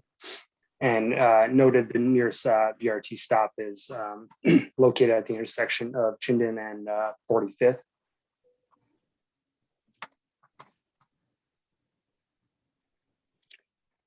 So Cellar 45 is, as Matt stated, is located along the green belt and adjacent to the Boise River, which were major considerations of the site as we went through the building design.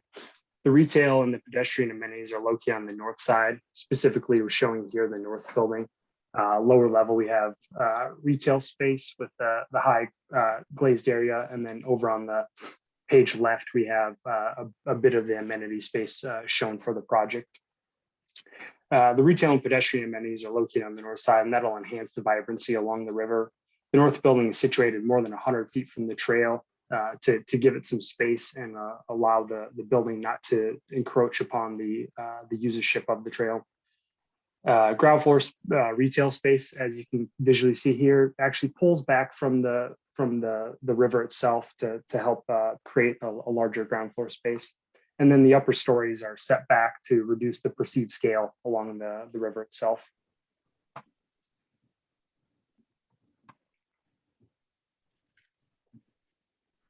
So the north and south buildings are broken down into smaller 3 to 4 story volumes, as evidenced here with some of the masonry corners and the perforated screen areas.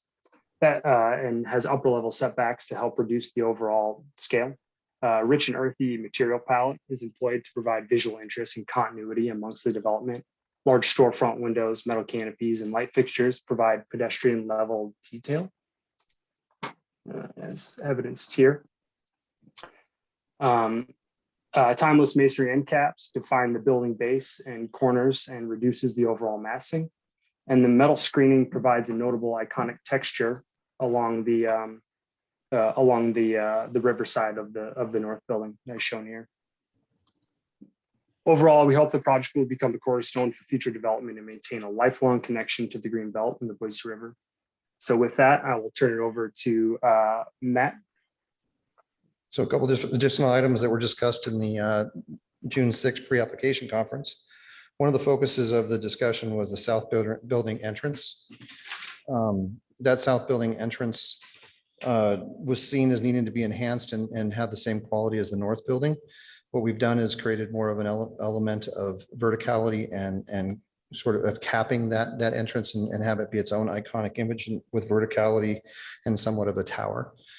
We also enhanced the parapets and the awnings and canopies along that side to draw the eye closer to that it is the public entrance space and not just a pass by to go into the building.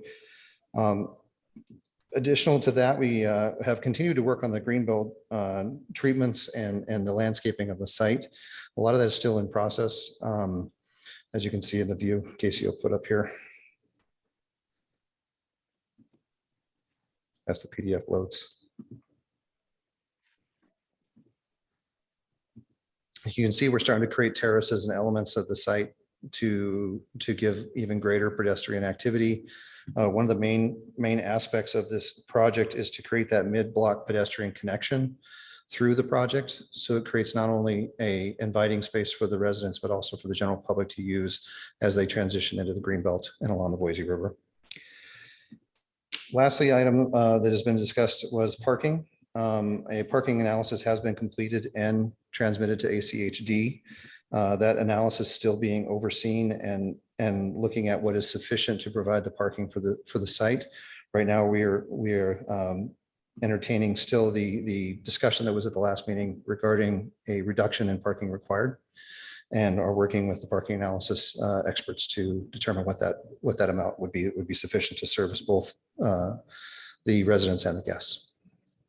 So with that, I will go ahead and pass it back to the committee for any questions. All right. Any questions for the applicant team? Nope. All right. Not at this time. Seeing none, I'll turn it over to Hanna Veal for a staff report.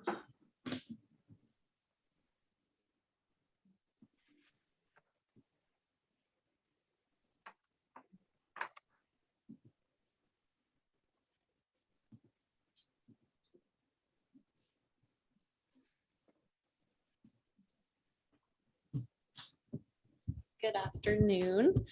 This is design review fiscal year application 2022-0013 for 45 sellers. Per Garden City's code and the Garden City sidewalk policy, a 5-foot wide detached sidewalk with either a 6-foot or 8-foot landscape buffer is required along the frontage of East 45th Street. Original submittals did not show the detached sidewalk, but there were resubmittals on July 13th, 2022, which I have pulled up there for you on the screen, showing new code compliant designs. Staff would recommend keeping the conditions as drafted in the decision document, as I was unable to completely dive into these landscape plans and do a thorough analysis.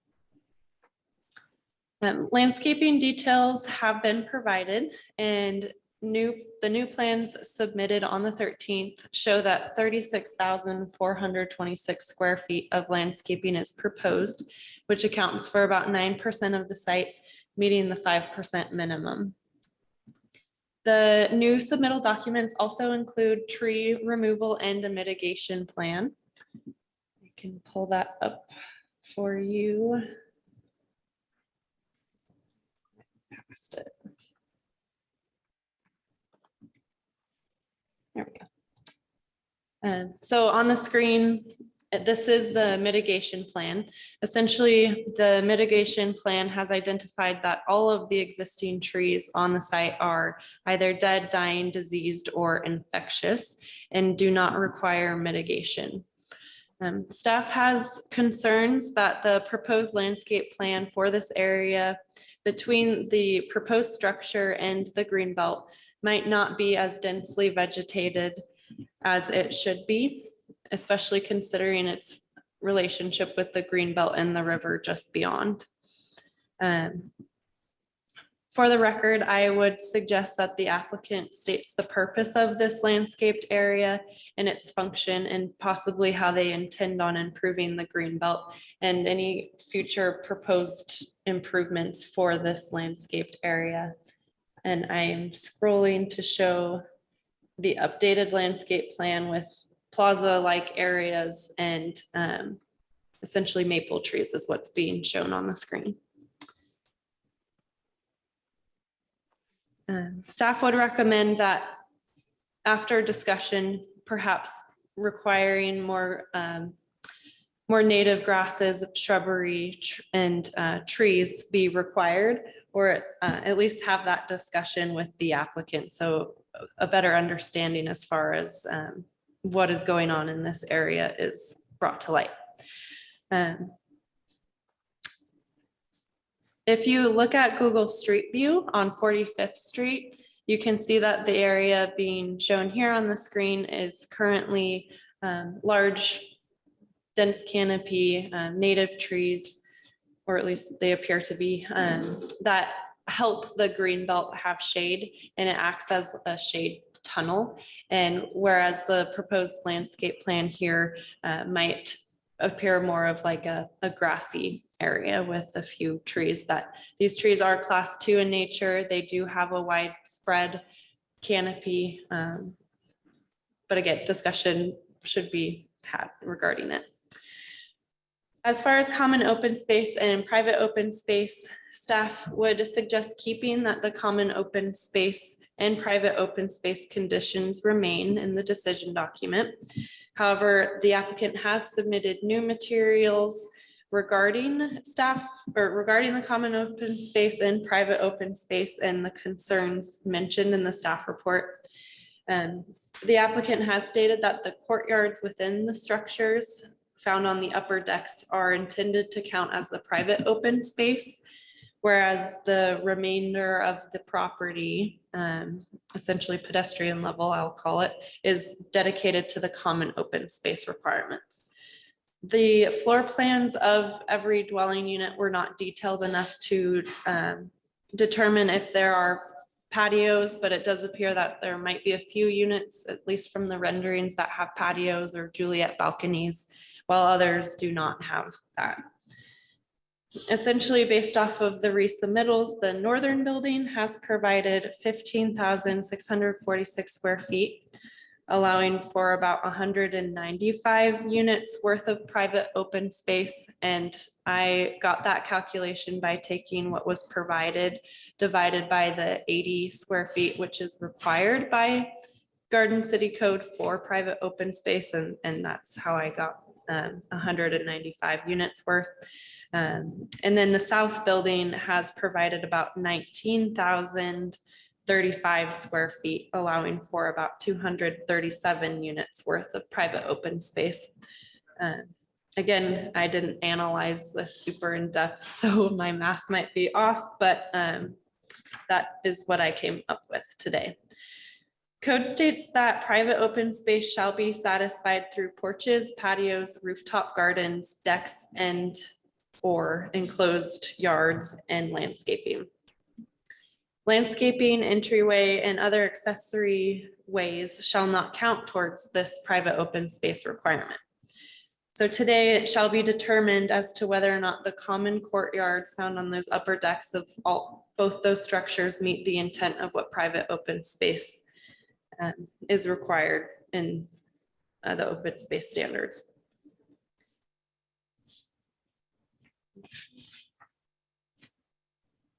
Additionally, detailed floor plans are needed to determine common open space requirements in multifamily developments. For example, for every dwelling unit between 500 and 1,200 square feet requires 250 square feet of common open space, but dwelling units above 1,200 square feet require 350 square feet of common open space. So essentially the multifamily common open space requirements are tiered into 3 different categories. And without descriptive floor plans, it's hard to determine the total of what the common open space requirements are.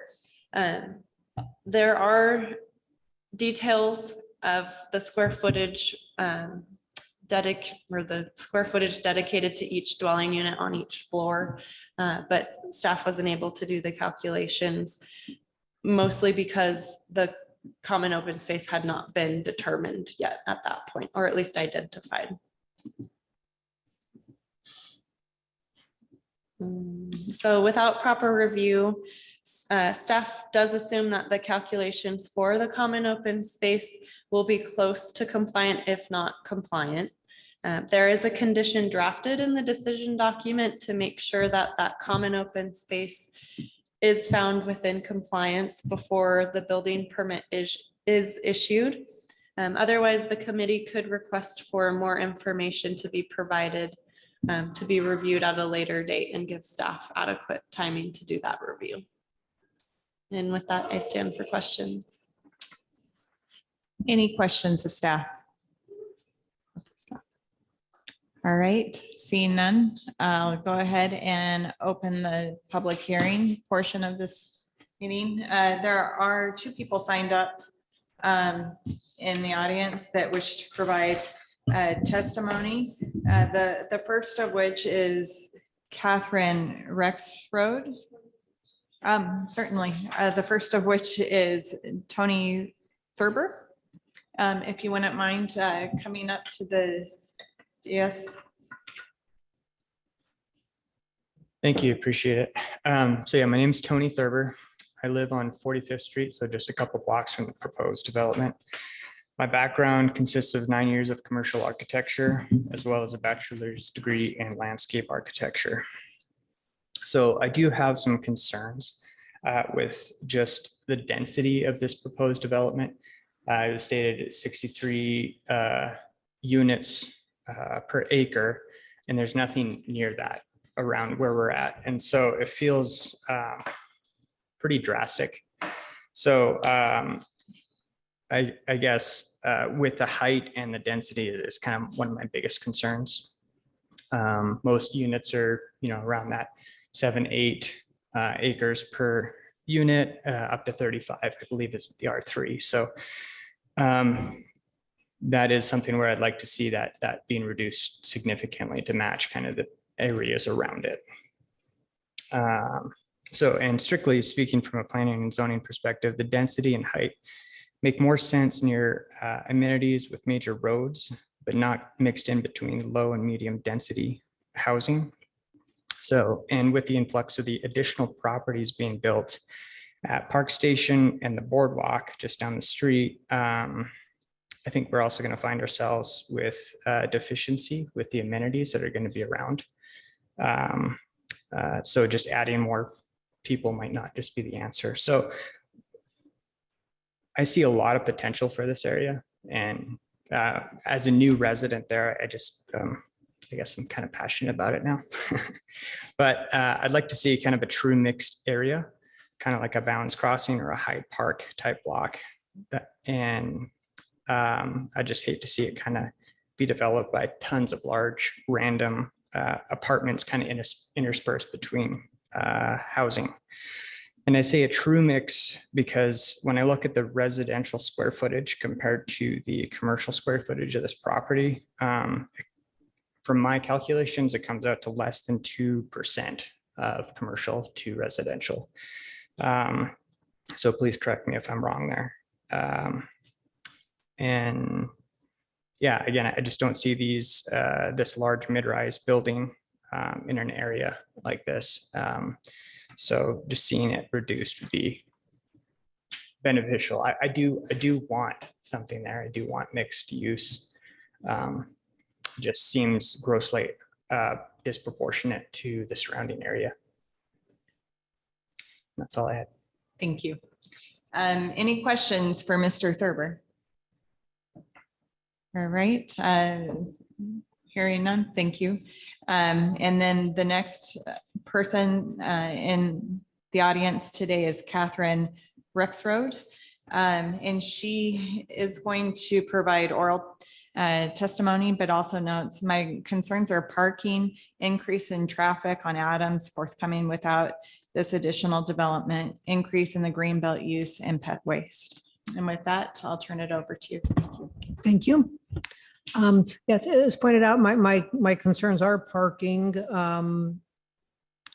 The documents that I reviewed referred to 70 surface parking areas, and I did not see that in the designs that they provided. It also refers to street parking being available if you read far enough down into it. And there is, right now today, there is no street parking. There is no open street parking. It's all occupied already. Regarding the cross traffic on Adams, the traffic studies that they did are based on the traffic right now. They do not take into consideration the 3 or 4 large developments already being constructed just between Veterans Memorial Parkway and 45th. So that increase in traffic on Adams is a very big concern. Lastly, well, there are two I have 2 concerns on the impact to the greenbelt. It's going to be a lot more traffic on the greenbelt, and a major concern is pet waste. Is it possible to have them have a dog park on their premise to help mitigate pet waste? I guess would be one suggestion. I know that in reviewing the design, I perceive the greenbelt as being a part of Garden City's infrastructure, but it doesn't seem that that's taken into consideration as developments are being reviewed.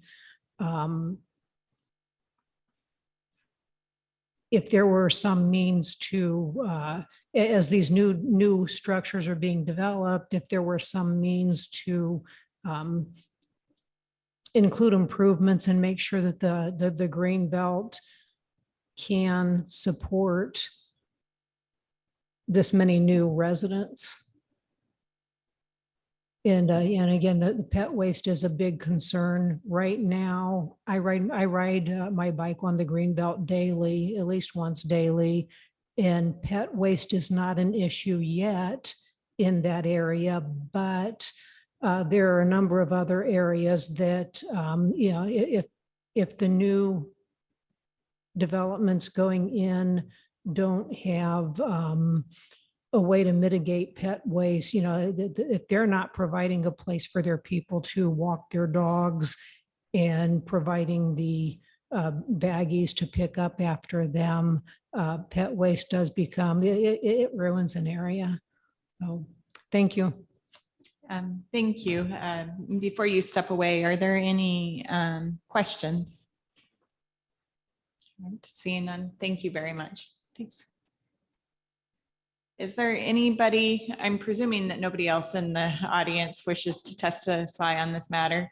Is there anybody online that wishes to testify? I do see a phone number, but unfortunately, I don't see a name.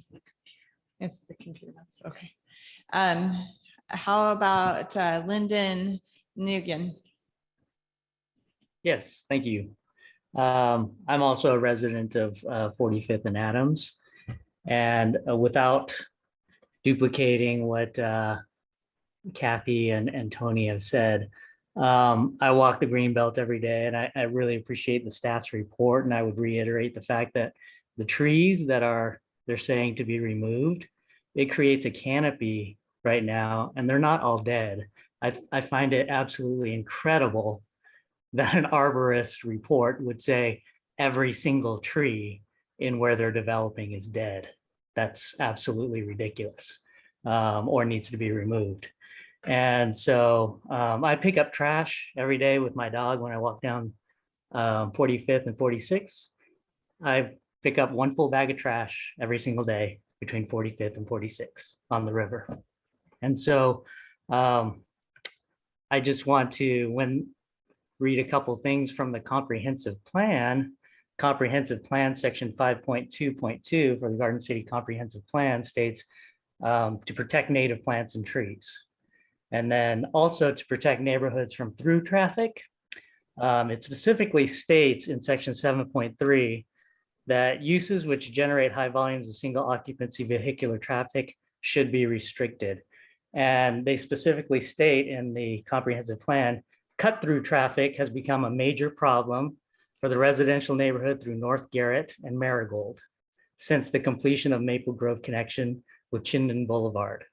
And so we see that potentially being a problem with Adams being a cut through as well, because people will want to cut through there instead of taking Chinden or State Street.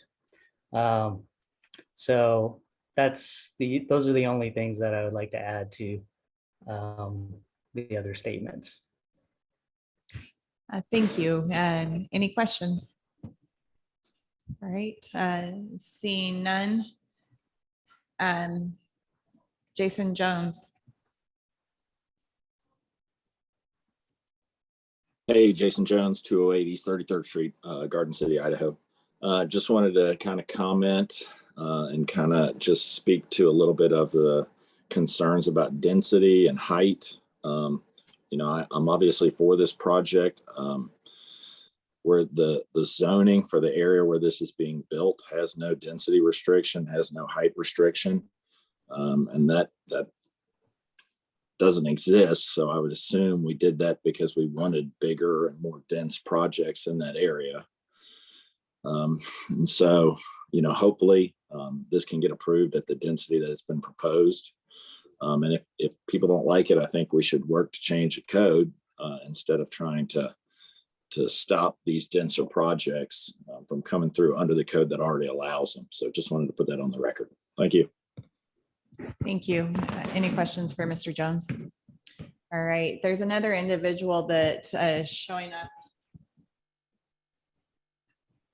as Google Pixel. If you wouldn't mind, when you provide testimony, to spell your name for us, please.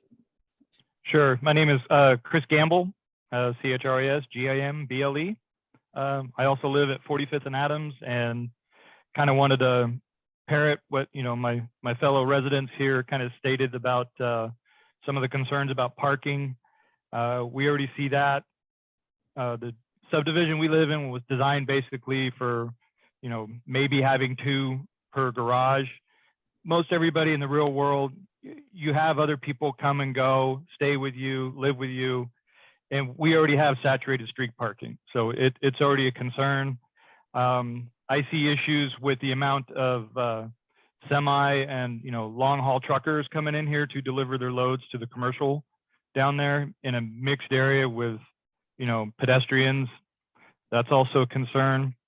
It's kind of intrigued by the e-bike program. Is there any thoughts to expanding the Greenbelt capacity?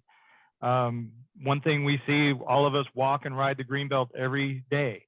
And you get in a busy time, there's already choke points starting to happen, on the bridge access over by Whitewater Park and Luciano's. So that's getting choked out. You have to be very careful when you go through there.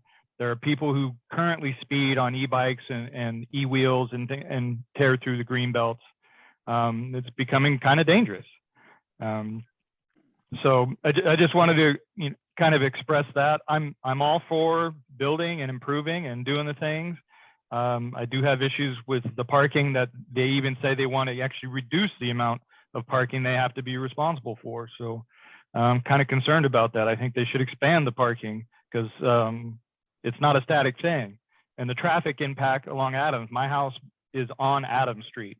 I hear the traffic every day and it's getting more and more. And the traffic studies, to me, and I'll parrot that, did not seem to take into account the massive expansion that's going along 45th and Adams Street all along, over towards towards the end of it and over by Veterans. So there's a lot of things that are going to impact it and make it very, very dense, very, very busy. We already have problems with speeding on Adams. And I say that because I hear people, and especially the big rigs, you know, there's a lot of industrial here. So there's some things I just wanted to put input on. I think there's things that should be rethought. And that's what I have to say. Thank you very much. And neither one of us over here got your first name. Would you mind Chris? stating? Chris, thank you very much. Any questions for Mr. Gamble? All right. I'm not seeing anybody else wishing to testify. If you are and have just missed putting your hand up, please speak up. All right, seeing none, we'll close the public testimony.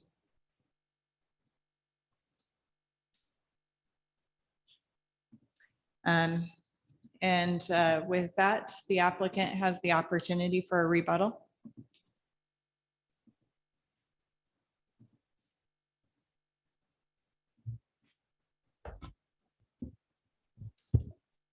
Thank you. I don't think we necessarily have a rebuttal. It's actually nice to have public attend the meeting and have comments and bring that to the table. Many times these sorts of developments get no one. And I think your city should be applauded for that you have folks that are really truly concerned. I think trying to address a couple of these items, the building is designed within the density and height limits prescribed within the city of Garden City. It also meets the parking requirements. The vast majority of parking is provided in structure in the building, which results in nearly 50% of the building being parking. The plan for the site and surrounding development is to have amenity spaces, which includes areas for pets and private pet areas, which we assume, we presume that the residents will use those areas as they're being provided. I would defer to our landscape architects, which is on the call here regarding the arborist reports. And Will or Darian, would you like to respond to any of that comment? Absolutely. Happy to jump on here. Sorry, Darian. Oh, no, go for it. Will Howard, Stack Rock Group, Landscape Architecture. We met with the arborist, had them go look at the site. They said those trees are diseased and old enough that they're going to cause major issues here coming in the next 3 to 5 years, the ones that are alive. They're not all dead, but they all do have either broken branches, broken limbs, or not broken branches, but splits, anything that's going to be major damage to them. None of them have been watered in the last 5 years-ish, it looks like.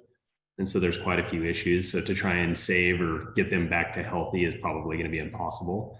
So we are looking at replacing them. And then as to kind of the space in between the greenbelt and the building itself, we're looking to turn that into more of a plaza-like public space. So the reason it's not kind of identified to this point is because we were working with stormwater issues and then floodplain stuff. And so that is kind of still in progress, but there will be more trees and we can definitely create more of a canopy along that green belt. That's great feedback. So we appreciate it. Thanks. Well, I think it's pointed out that there is I believe it is a condition in the staff report for providing additional landscape of that area. And we will do that to meet code and required landscaping of that area as part of the application for permit. I think that covered everything. A question for the applicant. Are there any of the conditions of approval that you take exception to? That's a great question. We didn't have any. We responded to a couple of them. We're comfortable with those conditions, really being noted as, being compliant yet needing more information. We'd be happy to continue that discussion with staff and develop those plans. I think the open space we certainly will respond to and make sure we identify that it is compliant. In addition to that, then also the street trees on 45th, there was some question of whether those were compliant and that landscape plan. And then additionally on the parking spaces, as that parking study is being addressed, trying to find that balance between the transit-based solutions, the bike parking, and then the automobiles for that location. We'll make sure that that is compliant as well. So I don't think we had any issues with the idea that it was a conditional approval upon those conditions. And so it would be fair to say that the landscape plan is still in process, the final landscape plan. I've been doing architecture for 28 years. I don't think I've ever had a landscape plan not in process until we've done the landscape work. But I think it's a matter of, we're pretty confident that we will meet the compliance within the code. Yeah, I guess when we approve this or recommend approval, there's a landscape plan that gets memorialized with that recommendation. And Yeah, I so understand. If it's not there yet, then I think the one that was presented on July 13th included responses to the staff conditions, and that plan is pretty much there. The only area that would have additional landscaping would be the green belt, and we would request that would be approved with conditions of showing additional landscaping. I wrote down native grasses, shrubs, and additional trees. okay. Thank you. Along those lines, I do have a question. Just food for thought, if you'd be willing to include the adjacent stakeholders, Idaho Department of Lands and potentially Boise River Enhancement Network as part of that discussion of appropriate landscaping adjacent to the greenbelt. Yeah, I think the intent of this project is really, to kind of create an activity center around the greenbelt for public and public use and entertainment. We welcome encouraging those other stakeholders and other authorities having jurisdiction of that area in that discussion. Absolutely. And the intent of those greenbelt trees, just to reiterate, is to, in essence, recreate the canopy that's there. So the, largest class. Yeah, we absolutely. We want to take care of, don't want to overheat the river, don't want to overheat the greenbelt area. We want to take care of the trees that need to come out due to the nature of what Will had indicated would be replaced and continue to maintain the environment that it exists. They won't be much, obviously, I think it's understood they won't be mature the day that they've been planted, but they will grow into that.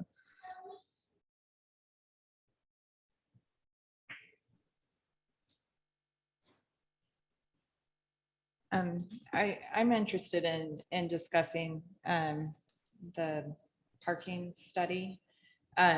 It's mentioned that AC has a request. Can you detail what that request is for us? Let's see. I'm not aware of an ACHD request other than they hadn't seen the parking study at the time of the original application, and it was delivered to them once it was completed Okay. about a week and a half ago. Okay. So it's under analysis by them as well. Okay, thank you. And then in the document, it notes that the agreement with VRT is for 2 years. Would that be an ongoing agreement for the duration of the development as is, or? do you have I any more? would assume that it would continue, yeah.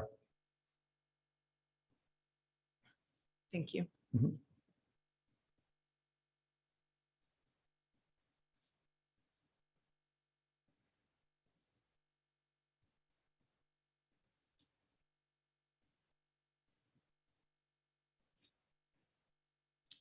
Any other questions for the applicant?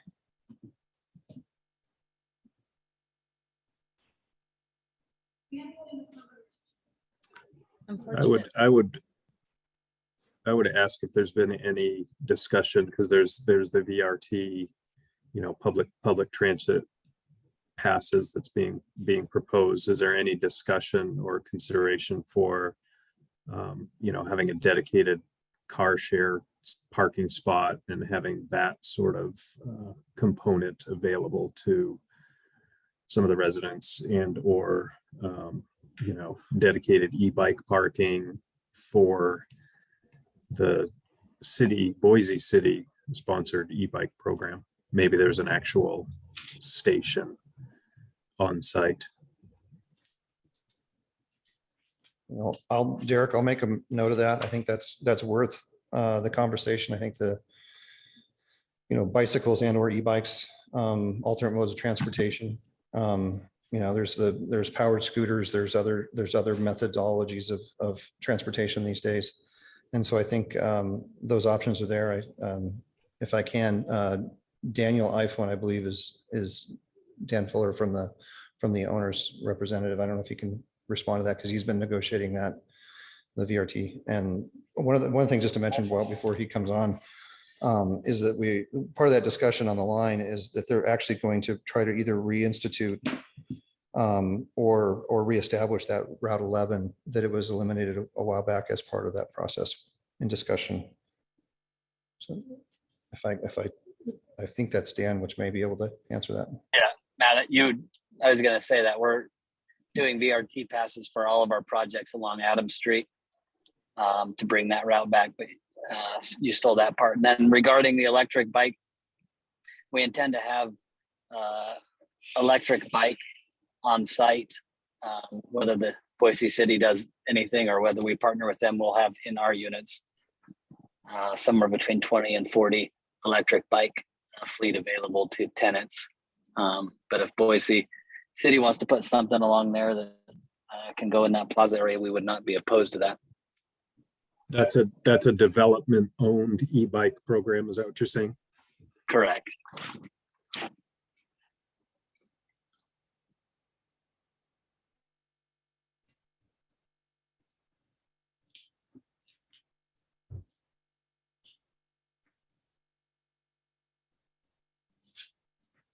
All right.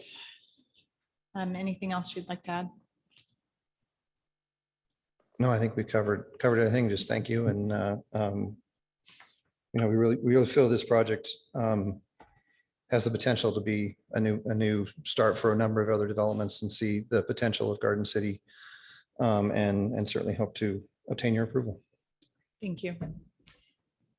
We'll go ahead and close this portion of the meeting and open it to discussion with the committee members.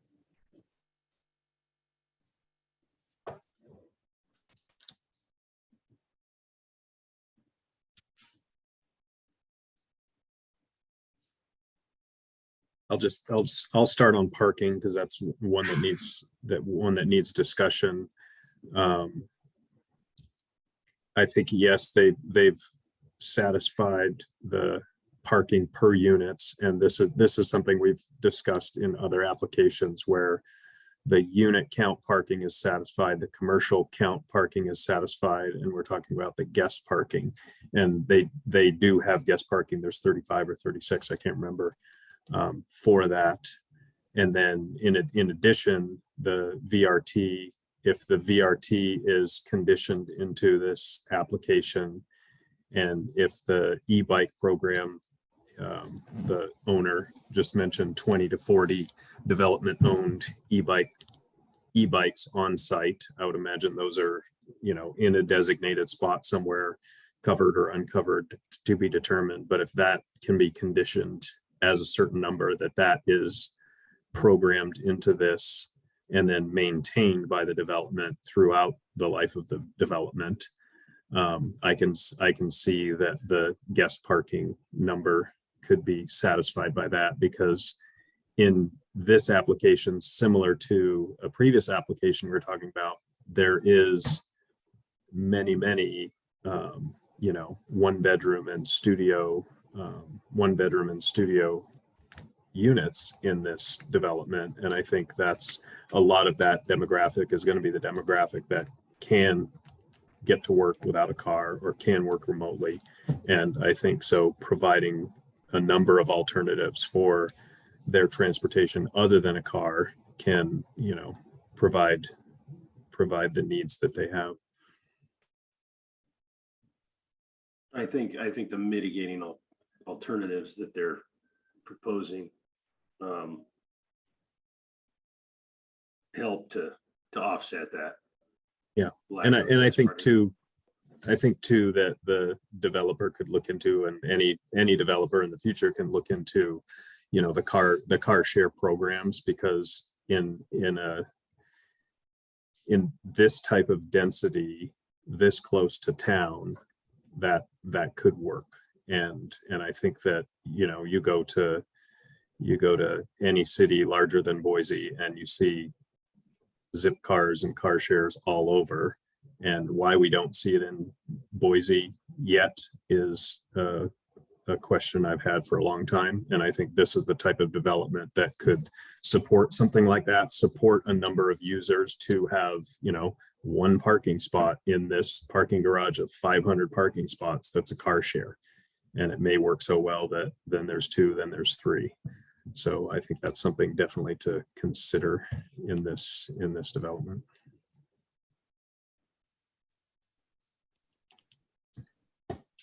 Outside of parking, what about building design?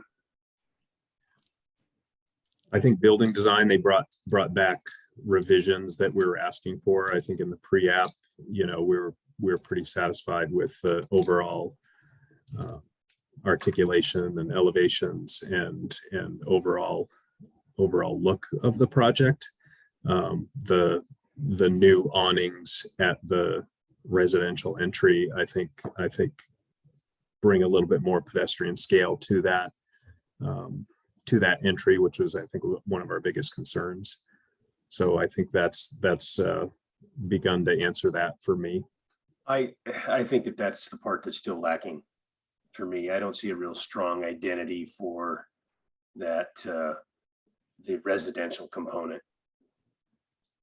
Even in the revised elevations, I think they fall far short of providing a real visual identity to, okay, this is the resident's front entrance. This is your home. Yeah. Yeah, it's still, to me, looks like some commercial storefront area there, that it kind of gives me a feel that there's still not a strong enough identifiable entrance to that component with all those hundreds of residential units. I feel it falls quite short of having a strong identity for all of those occupants, versus the other side really feels like it addresses the green belt and has this real commercial component feel to it, and it's pretty obvious. And then the other side of the building is somewhat lacking in my mind still, that I would like to see more attention to that. Yeah, there's an internal interior residential entry that is almost stronger than the external one. Mm-hmm.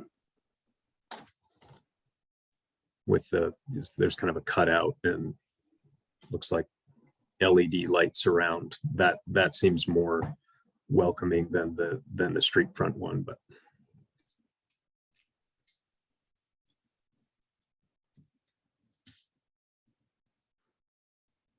and as far as common and private open space, I feel that it's probably there. It's just maybe not identifiable with the calculations and the numbers, but they should be able to meet the requirement, and that's already a condition. So the density and height, I don't have an issue on that. I think that this is what the zoning allows at that area. So right, yeah, I agree. I think that the density and more so again, and kind of commending the application and the developer on small units, which are definitely a need. So it's always good to see this many in this quantity. I hear neighbors that are concerned about traffic and concerned about parking. But at the end of the day, the overarching codes allow this and 10 more stories on top of this if they could find a way. So I have sympathy for neighbors, but this sort of development, I think, is what the city code is allowing and encouraging, and definitely we all see the need. So.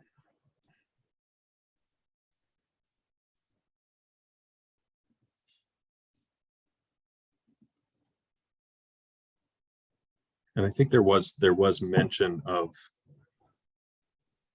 the parking analysis, and I see one from Keller that looks like it was maybe for a different project that was on this site. So I just want that to be in the conditions that's formalized for this site, for this number of units, as kind of as part of the package.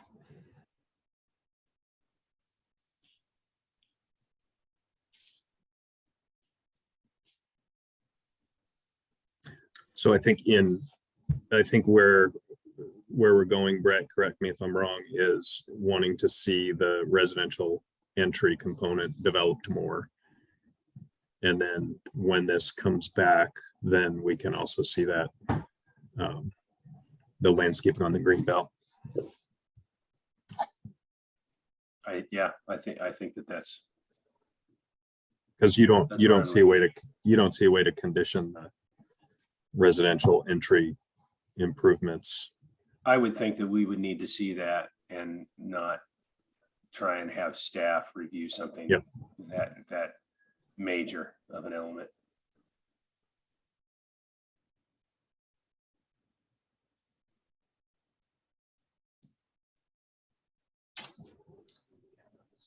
So in that case, would we be moving this to a date certain in order to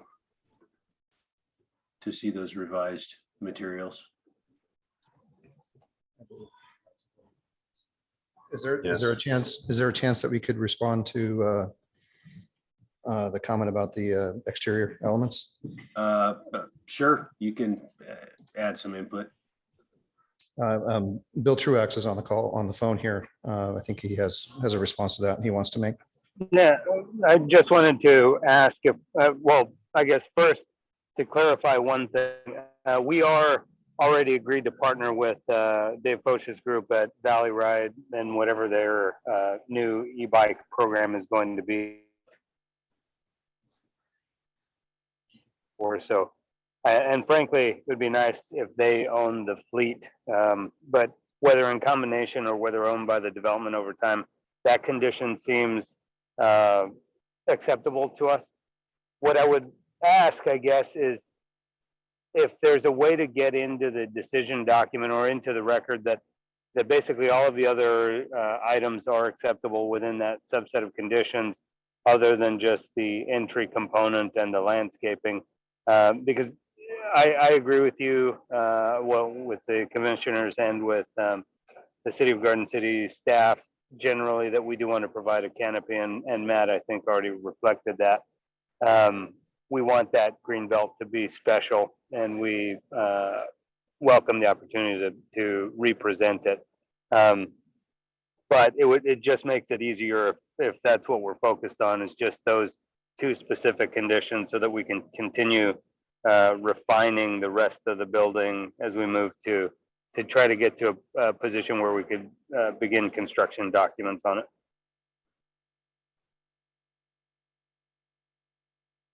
Yeah, I guess that's what we're saying, is that in addition to what's already conditioned in the draft conditions would be those elements that we want to see, the revised landscaping, and we want to see the revision to the main residential entrance. Appreciate it. I think that, yep. Yeah, and I think that maybe in the return, when we come back, Hanna can just reiterate that that's what, that's our focus. Perchance there's another committee member that comes on in the meantime and, wants to talk about something else, we can just focus on those two things.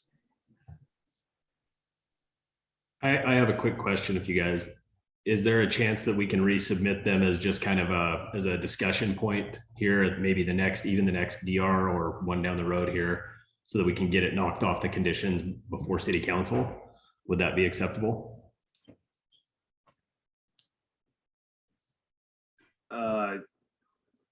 Yeah, I guess I'm not sure. When is the city council meeting?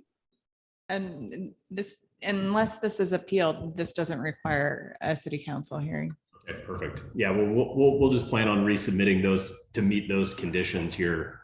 Maybe we can even get on the next meeting. I'll talk to the team and see where we're at for landscaping stuff, that is. So Okay. And then you're putting it on the architects to turn that around in 3 days too. I don't think that the landscape guys can turn it around faster than the architects. I'm just going to call that a challenge. Challenges. And go. Will's already drawing. Okay, so then let's go ahead and move this proposal to the next hearing date, which is what? That would be August. the 1st. A date certain of August 1st to review the materials, specifically addressing the revised landscape and along the greenbelt in specific, and the entrance, the main entrance to the residential component of the development. Yep, second. All in favor? Aye. Thank you. And for the members of the public that are here, for those that testified in person, we have your emails.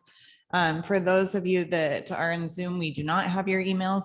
If you wish to keep apprised of this, should the applicant come back as just continue to a date certain on August 1st, it'll be the same format. But if that changes, if we have your email addresses, we can notify you ahead of time.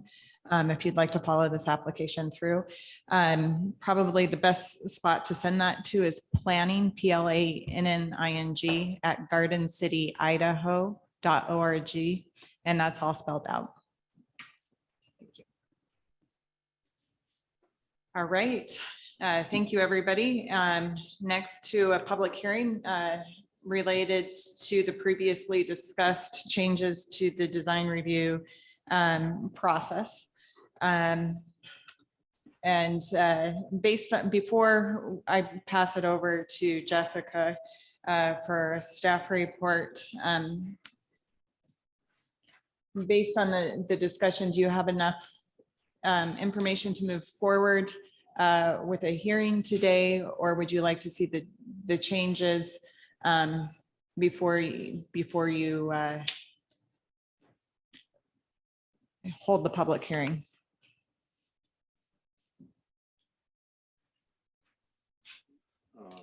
I think we could see, or we could hold a public hearing. Great, thank you. And with that, I'll turn it over to Ms. Stedman. Thank you.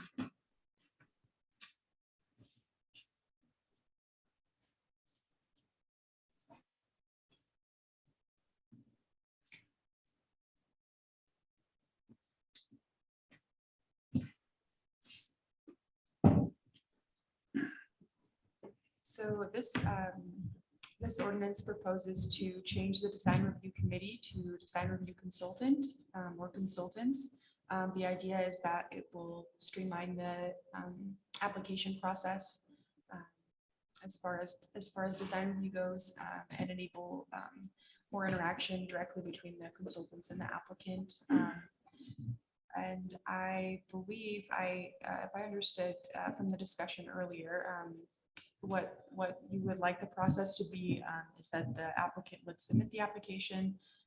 The design review consultant or consultants would review based on the application materials.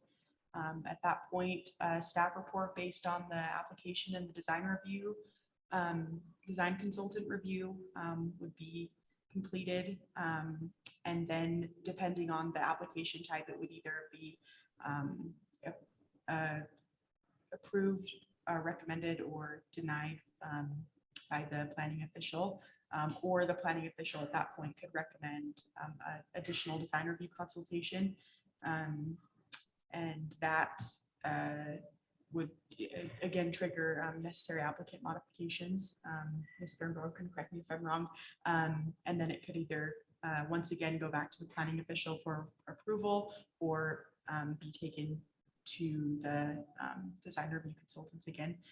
If the project is approved, the necessary permits are issued, building commences, or the recommended project, depending on the type of project in the process, would go to planning and zoning or city council, or upon denial and where applicable, the appeal process would be triggered.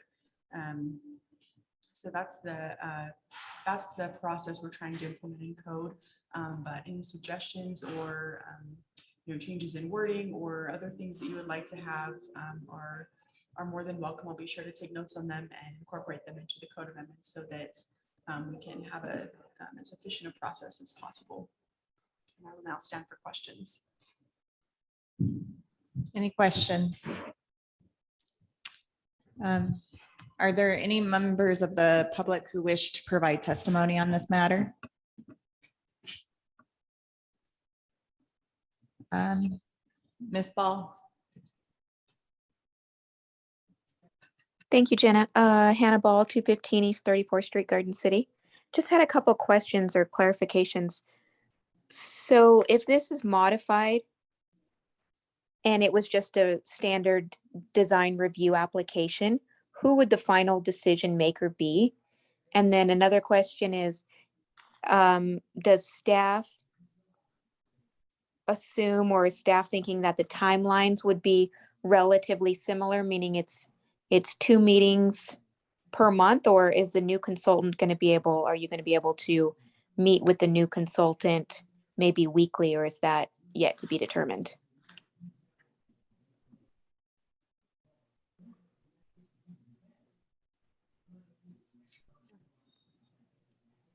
As a standard, questions are answered at the end of public testimony.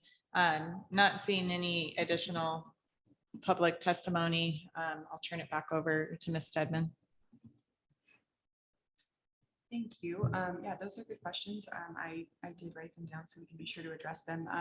So first, as to who the final decision maker would be, excuse me. From my understanding, the final decision maker would be the planning official, or depending on the application, it would be planning and zoning or city council. There's a chart in code that outlines the process for different sorts of applications, for example, subdivisions or final plat approval, just all of the different types of potential applications. Each currently have a different final decision maker, and it would remain the same, I believe. Correct me if I'm wrong. Thank you very much, Jessica. On that, for just strictly design review applications that don't include other types of applications that are found in the code, the intent would be that staff would be the final decision maker unless there was not a recommendation for approval from the consultants, or if someone had triggered the public hearing, either somebody with standing or the city council. And then as to the timing, certainly right now, the city would not have capacity with the current workload, as you can see from today's agenda, to add additional meetings in. But as things change, as the process would move along, it would be nimble enough that there may be additional capacity. Thank you.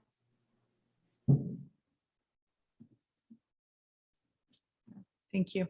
And then turn it over to the committee members for discussion.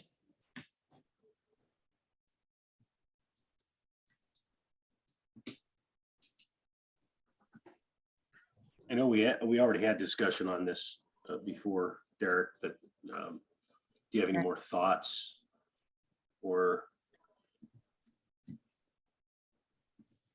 Yeah, no further thoughts or clarification, just kind of maybe to reiterate it in the public hearing forum. We talked about the, consultants, that it could be one or it could be more than one. And then I think that the kind of the preliminary feedback that we talked about, I think that can be worked into the format and the wording of how it's presented now. It can be worked into the process of that, not that we need to change how this approval goes. I think that can be worked into the process. And as this new style develops, then if there's a more efficient way with having kind of an initial review that helps the applicants get along the way quicker, we can integrate that. I think, yeah, or that may integrate organically. I think keeping it to where it can be a little more fluid and not specifically outlined there, because I think this new process, it needs to have that ability to have some flexibility on how we interface with staff and who interfaces and when to be the most efficient. Well, I guess I'm fine then with a motion to recommend approving the modifications as outlined, with that one change of consultant to consultants. I second that motion. All in favor? Aye. All right, thank you very much. And we're through the public hearings for today, and to the discussion items. The first discussion item is a plan modification request for a site modification to DSR fiscal year 2022 number 13. And it looks like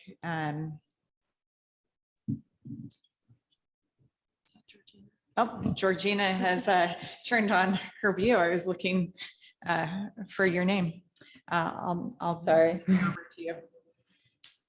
Sure. So we're basically just requesting consideration of the relocation of a single street tree. This is per ACHD requirements that we move this tree due to the location of permeable pavers, which they will not allow us to have the currently approved street tree location adjacent to those permeable pavers. So if I can share my screen. One moment.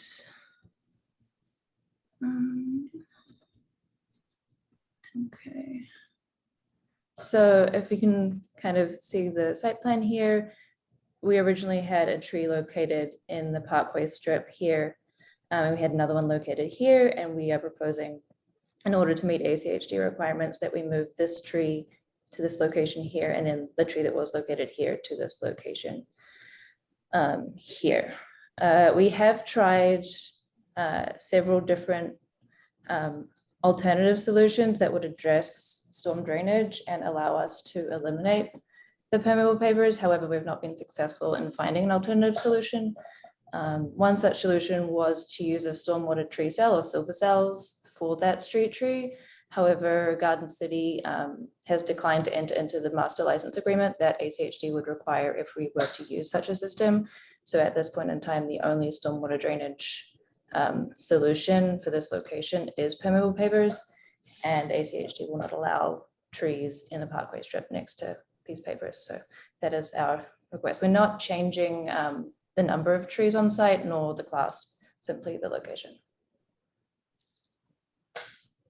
Thank you. That kind of concludes. I'm happy to elaborate further if needed. I have questions as to on the alternatives that you've reviewed. If you've reviewed the ability to look at a swale, as well as last week, Ms. Veal was looking at this issue and was wondering if you'd looked at potentially relocating your open space to the front to deal with the drainage in your open space and then pushing the unit back if you'd be willing to let us. Sure, right, sure. So we did look into the option of a bioswale. However, the minimum width requirement in ACHD's BMPs is much greater than the road width that we have available in the street section. I think we're 50-foot street section here, and we're already kind of entering into our property in order to create that sidewalk there. But regardless of that, we don't have the space available to create the necessary sloping and distance requirements that ACHD outlines in their BMPs. And then as to relocating the rear landscaping to the front, that becomes an issue for fire. We need to have basically a fire truck access within 150 feet of all portions of the building. If you push the building back, and that is no longer possible. So that is also not a solution that we think is viable in the situation. I also did want to point out that the requirements for a street tree isn't, as far as I can tell, contained within Title 8 of the Development Code. It simply states that it needs to be in the frontage. It doesn't say that it needs to be in a parkway strip. I have had a conversation with Hanna, who indicated that that the city is simply interpreting that frontage to mean that parkway strip. However, that's not codified. There is the adopted sidewalk policy that was taken from the 34th Street SAP, which does mention and show visually, and I can show here, this kind of detached sidewalk condition with the street tree and the permeable pavers. However, ACHD has been very clear to me that they have not adopted this sidewalk plan. And I think given that they have jurisdiction on this portion of land, that this document isn't entirely enforceable, given that, you know, it's their property or their area of jurisdiction. So I do also have some questions about the legality of enforcing a street tree in that location.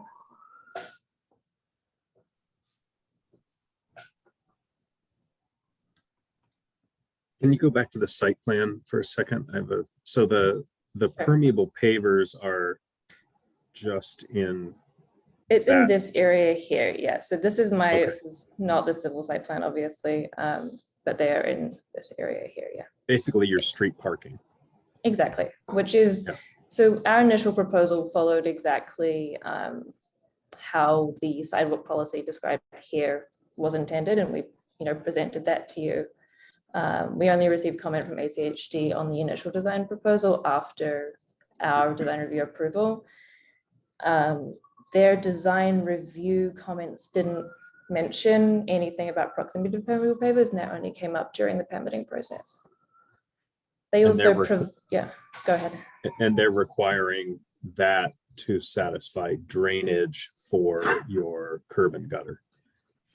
Basically for storm drainage from the roadway section.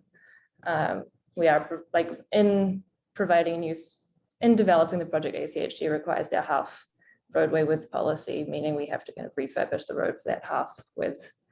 And so the permeable pavers are there to satisfy their storm drainage requirements.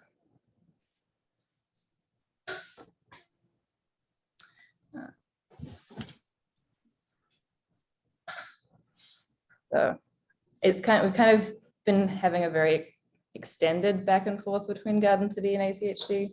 So it's been kind of like a 3-month or 4-month issue at this point.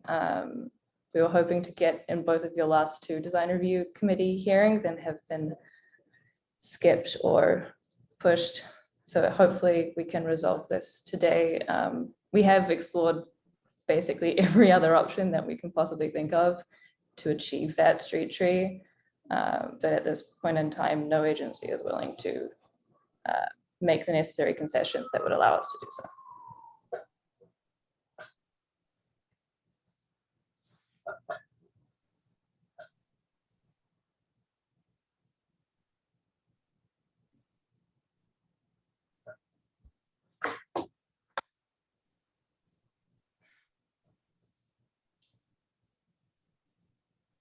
Well, I'm okay with the proposed modifications.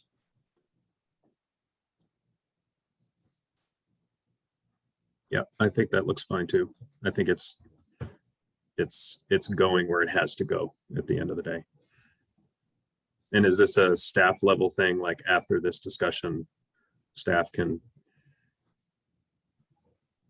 write it up and move it forward? It doesn't have to come back for a formal hearing, does it?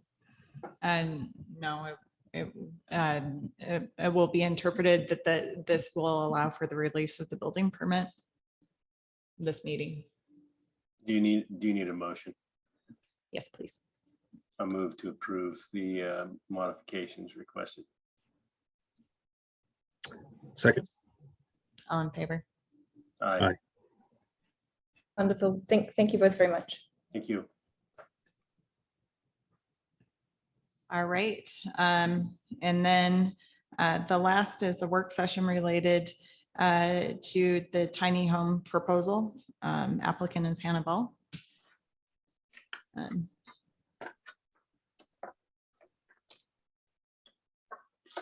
Jenna, are you ready for us? Sorry. And it is, and I might actually ask the committee members if they would like a formal presentation, a walkthrough by the applicant, or if they want just a discussion of an interactive discussion to start off with. Let's go interactive and just talk about new things. Okay, sounds great. Thank you. Okay, thank you, everyone. Hanna Ball, 215 East 34th Street, Garden City, Idaho. And this is our third work session with the Design Review Committee. So thank you again. And I like the idea of the interactive discussion. So essentially, we have the staff report that staff presented.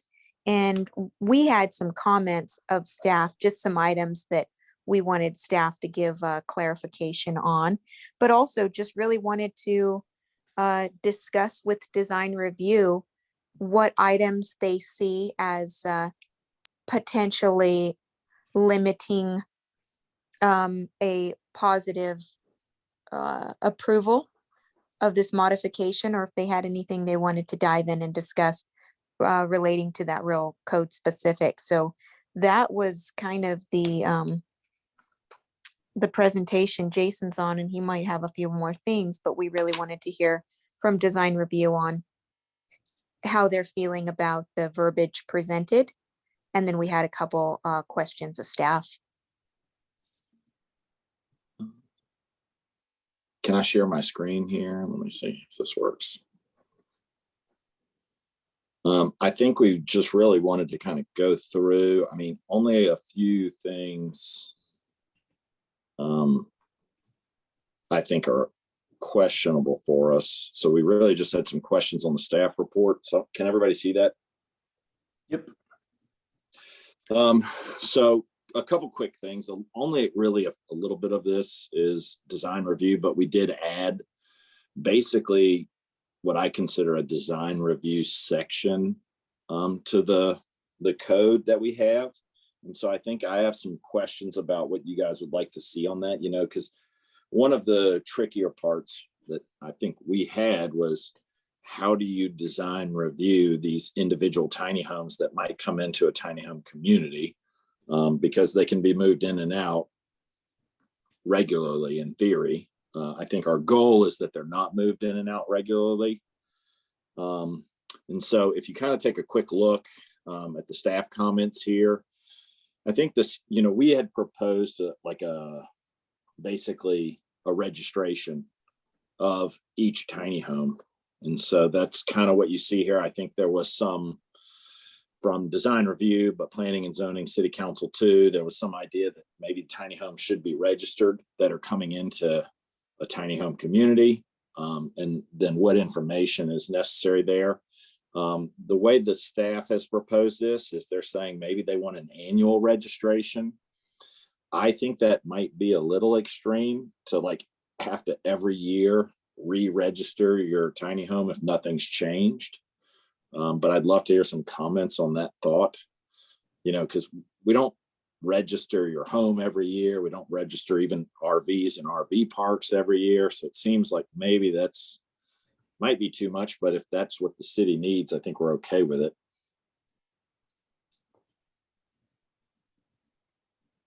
Any comments there? I don't know that I really have an answer or a comment or input on the frequency. I think that certification, if you're gonna venture to look at tiny homes as its own definition, and tiny home communities, it's kind of its own definition of how that differs from an RV park, that some type of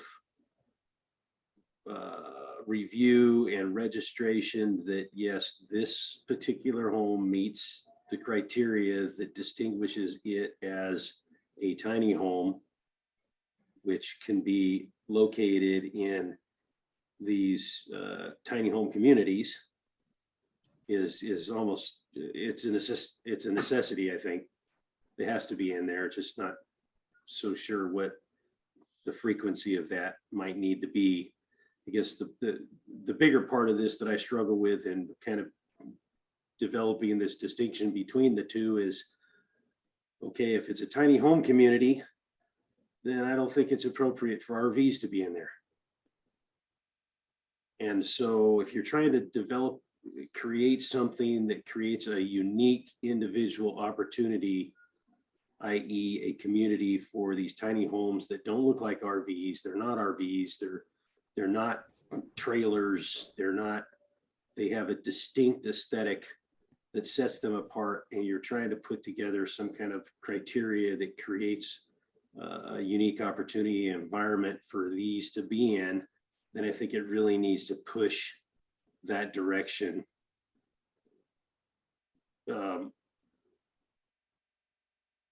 Very, very strong in that direction, and not allow for opportunities of it to be, how shall we say, downgraded by allowing certain percentages of other types of vehicles that, because if we're saying, okay, a tiny home meets these criteria, it's got these type of constructible or construction materials and this type of an aesthetic and the rest of this stuff, well, those other regular RVs and so on and so forth, they don't meet that criteria. So they wouldn't fall into that category. They would not then be able to be in these communities, albeit the tiny home might be able to be in an RV park if, because it kind of falls into an RV criteria. I think some real thought needs to be put into that aspect of it. And the other part that it just, in reading through this and looking at this and just having kind of candid discussion, is that what sets these communities apart from traditional RV parks, other than you need 3 acres to have an RV park, and that means you can't really have these infill smaller communities. But are there other aspects? Are the other requirements that should be looked at for these tiny home communities? Are they pedestrian and bike oriented, i.e. pathways to park your unit and to remove your unit? And parking is kept remotely clustered outside of these. Are there other things that distinguish it different in its character and in its overall aesthetic of what you're trying to create by putting this together? Have those things been looked at, have been thought about?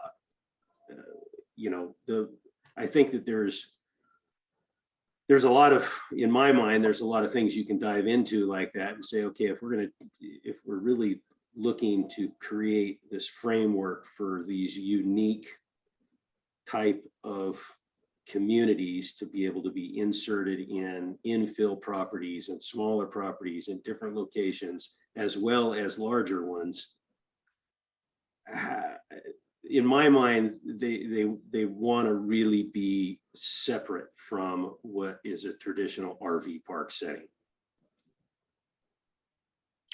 Brett, I appreciate that and that theory, and that's ultimately what got us to actually propose this code, was the why did we see we read the RV code and we didn't see it reading as a quality community. And it went back to even like, okay, you could only stay there short term. There wasn't any provided amenities. There was just a lot of things that felt transient without the community aspect. So, again, looking at that minimum density, maximum open space, and adding those traditional development amenities was kind of how we led it. So, if again, I really appreciate your thoughts. If you read it and you're like, no, that's not enough amenities, or that's not enough open space, or like bike oriented. I like all those ideas. That's, I'd love to incorporate more into code. Yeah, I think you're right, Brett. I think what you said is exactly what we're mentally picturing for these tiny home communities. I think the hard part is, do we want to over-regulate what that looks like so that they all end up being exactly the same? And I think that's where we're kind of trying to find a balance. So, it's really one of the city council members who also was like, hey, we should have some space for RVs. And so it's kind of a balance of, some people are looking at the crisis of affordability and going, well, like, what if somebody wants to bring their Airstream in? That's kind of a cool thing. And should that be allowed? Even within a tiny home community, they can still ban it. But it's about whether the city is putting its hands in that cookie jar and saying, no, you can't do it. Or whether we're just going to let the developer themselves build the type of community they want.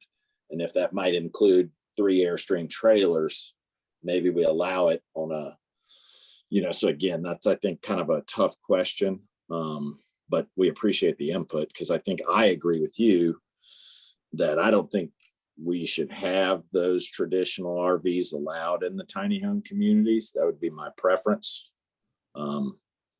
It's just, like I said, we're getting some input from a lot of different angles of why we should maybe allow it.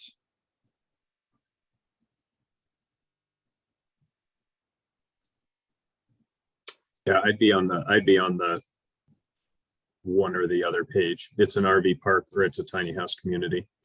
Okay, I like it. I can see that being. And then as far as back up to the top about timing of certification and that sort of stuff, I can sort of see an initial approval, obviously, but then if nothing's changed, it could be on an individual unit. If nothing's changed, then that can be like, let's review it every 3 years or 5 years. But I think it should be on the developer or HOA to have the master list that says who's in lot 1, who's in lot 2, who's in lot 20, when did they get certified, here's their information, here's the format. It all looks the same. And maybe every year, because there'll be these new units coming in and there'll be old units being recertified, every year the developer can say, here you go, Garden City. So each individual unit doesn't have this annual burden. It has a burden every 3 years or 5 years, but the HOA or the developer has a burden to kind of keep track of all this paperwork and go to unit number 8 and say, hey, you need to recertify. Can we help you do it? Or here's the guy that does it, that sort of thing, just to kind of keep it all in wraps and make it also not a burden for the city when these all sorts of different applications and different formats are coming in. Yeah, I think, Derek, that was kind of my thought too, is that maybe everybody doing this yearly kind of seemed a little much, but we just wanted to make sure we kind of at least heard that. 2 more quick things, and I know it's already 6 o'clock. So one of the things, and this is more of a staff thing, it's like the third-party certification that's less than 5 years old. So I'm not sure if there's a reason for that timeline, because this was added in by staff. So maybe Jenah, you might answer that. And all of them, before they answer, all of them would have that certification when they're built. Right. Yeah. And so effectively what we see is that this would limit your park to units that are newer than 5 years old. And to also interject before Hannah or Jenna answers too, if you think of a traditional mobile home park, those are certified when they're built, and then decades and generations go by and they're not annually recertifying. It just says this was built right the first time. And then if Right. something, if you're going to remodel a tiny house, then you have certain things you need to do to get recertified for that remodel, whatever that might look like. Yeah, so I just wanted to check with that. Jenna, do you have any comment to that? I do. So the timeframes, and we're just suggestions related Okay. to, and I think Derek has actually picked up and classified them correctly. So the first of which is so that there can be an administration of the parks that they might be in, or the communities that they might be in, that they're all certified and that the certification doesn't lack. And then the second isn't necessarily that it needs to be 5 years old, but that there be a current, or that there be a third-party certification that is current. I know that there's been some concern about dilapidation too. So maybe that was the time, or the thought process, that would keep. Gotcha. That there be the wheels have air in them, that they not be dilapidated, et cetera. Oh, sure. Well, and I guess we were confused because the certifications for tiny homes are like mobile homes, meaning they happen at the time that it's built and they don't ever happen again. So like having a certification less than 5 years old means it had to have been built in the last 5 years. But what I'd like to do for the design review, this is a section that was added. Yeah, and that before really we is get on, the actual design review part of it. yeah, before we get onto that though, just touching on, like, there's also roadworthiness, which is tied to registration in essence, right? It's registered and permitted as a trailer that can go down the road. So that's gonna speak to the air in the tires and the hitch works and the lights work and that sort of thing. Yeah, that was my thoughts, Derek. I took it as roadworthy was it needs to be, it could be hooked up and be in tow and functioning tomorrow. Roadworthy needs to stay working, functioning, road condition, no add-ons at any time.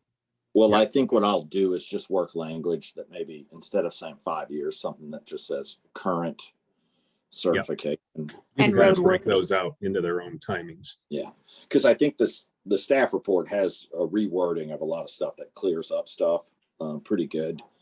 It's just, like I said, that was one thing with that timeline where I was like, eh. I do remember what it was. It was that there wouldn't be any alterations that weren't a part of that certification. So there would be some sort of verification that there hasn't been any alterations since the certification might be a better way.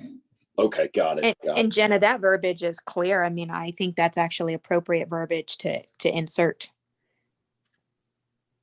Yeah, I mean, because over time, people are, scabbing on to their tiny home. And so periodically, it may be, every 5 years that it's just more of a, okay, if nothing's been done, you're fine. You just verify that nothing's been done. If it has, you need to get things re-signed off or what have you. Yeah. Got it. Well, so Jenna, are you thinking that is part of the certification that we do with the city, where we go back and take the pictures and submit them and show that the wheels are inflated? Is that what you're kind of thinking there for that? For the annual. And then as Derek mentioned, that also could be part of the community's job to submit that. What that wouldn't get would be the accessory dwelling units outside of a community. Gotcha. Okay. And of course, the annual tiny home parade that goes down Stockton and up Osage would kind of move them around anyway and prove their roadworthiness, as they're demonstrating this tiny home community. And I think that's a great idea, Derek. Okay, to the design review things. Constructive 2x4, 2x6 wood. I wouldn't say wood because a lot of them are aluminum. I said that one too, Derek. Yeah. Okay. I think this is the design review part here. Gotcha. So where we're kind of looking at the outside design so that the homes themselves have some sort of regulation.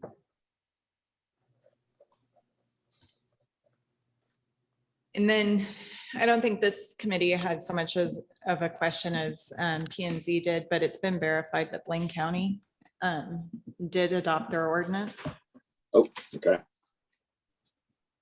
And also real quick on that note, Jenna, I wasn't sure if we actually mentioned to this committee that we've taken it now from a permitted P use to a conditional use. So any communities will go back through the conditional use permit.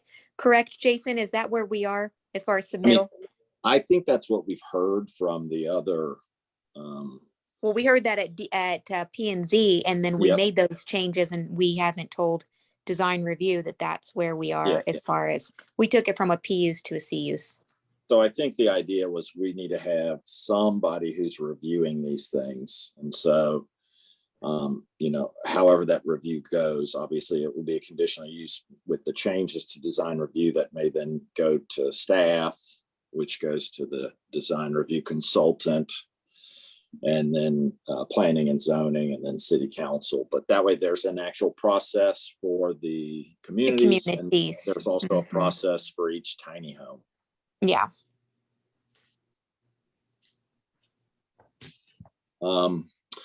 So really there's one thing here that was proposed by staff, but I want to question it and kind of want to see what design review here thinks, but it's number 3 here. Each side of the tiny home contains at least X percentage of each wall plane dedicated to windows.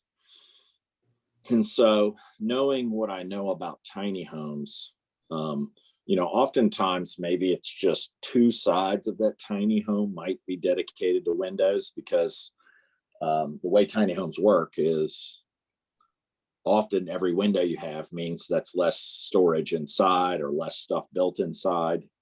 And so the windows are usually pretty strategic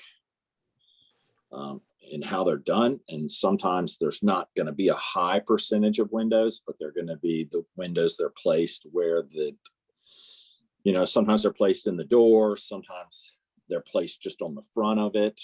Sometimes there's a window in the loft. Maybe it's more appropriate to just have an overall percentage of wall plane for the total tiny home. Yeah, and that's kind of what I was. Yeah. Total wall X percent. My thought, and then I guess the big question then would be, you know, because some tiny homes are made to have a back, you know, like a tiny home community where you would put 2 tiny homes back to back, that side of the tiny home wouldn't really have any windows necessarily. You know, if you were designing them to have tiny homes back to back. And so the real question is, what is a good percentage for a tiny home window to wall plane?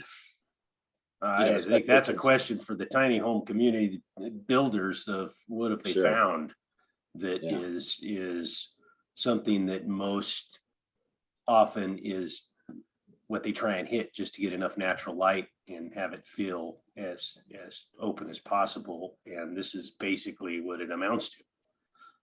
I don't know what that is. I mean, there's not a lot of wall plane when you talk about how big or how small these things are. Sure. Yeah. Right. There's got to be a sweet spot in there somewhere.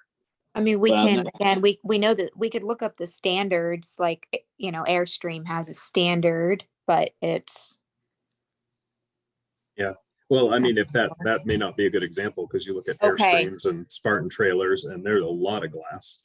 Right. Oh, really? There's a lot of glass versus little. Okay. I mean, I guess we can review some actual tiny homes that we feel are. Maybe it's a range, Jason. Yeah. Yeah. Maybe it's a 10 to 15%, or maybe it's, I mean, I don't know what the range is, but maybe it's just a range that, hey, at a minimum to get it at least enough natural light into this space. And I think that's an easy study to model, because a tiny house is 8 by X, right? You know how big tiny houses are. So put 10% on and it's like, oh, that looks like it's dark inside. Put 20% on. Oh, that feels right. You know, it's more than 10, it's less than 40, right? So do those 5% increments and see what feels right. Well, I think what I was going to start to do, because, you know, this was a staff recommendation to have that percentage there. I think my thought was to look at some tiny houses that I think are adequate and appropriate, and then do the math on those specific windows for those homes, and try to find homes that I think are appropriate and yet have a small number of windows, and start there. And at least maybe for the next meeting, bring that as an example. Yeah. And let's go up one to kind of the materials, because I think that's important. And I think those get really picked apart sometime, and you read things like, or imitation building materials, like what I don't know what that means. Like every house that's cited in, you know, suburban America today has imitation building materials. It's cardboard that's pressed to look like wood. That to me is an imitation building material. And I imagine a lot of tiny homes that, you know, people are building right now have pressed wood siding. So we got to kind of look at those and what do they mean? I don't imagine there's going to be many cinder block tiny houses on wheels, but kind of look at some of those things, and what's the intent? Is the intent to not have it look like a tough shed? Well, then, you know, maybe it should say no imitation building materials, and then real building materials are being used. Yeah, and that's an actual staff recommendation, Derek. So I'm assuming maybe Jenah can answer, because I kind of presume you're right. I think that's the idea behind it. Yeah, it's straight from codes, current codes, prohibited materials. Okay. I wonder if we could just say, with the exception of, I don't want to say hardy back, but what's the material, Derek, that, it's not even OSB, it's that Neighbor Works, you know, that product, it's like a hardy back, but you're right, it's a compressed cardboard essentially.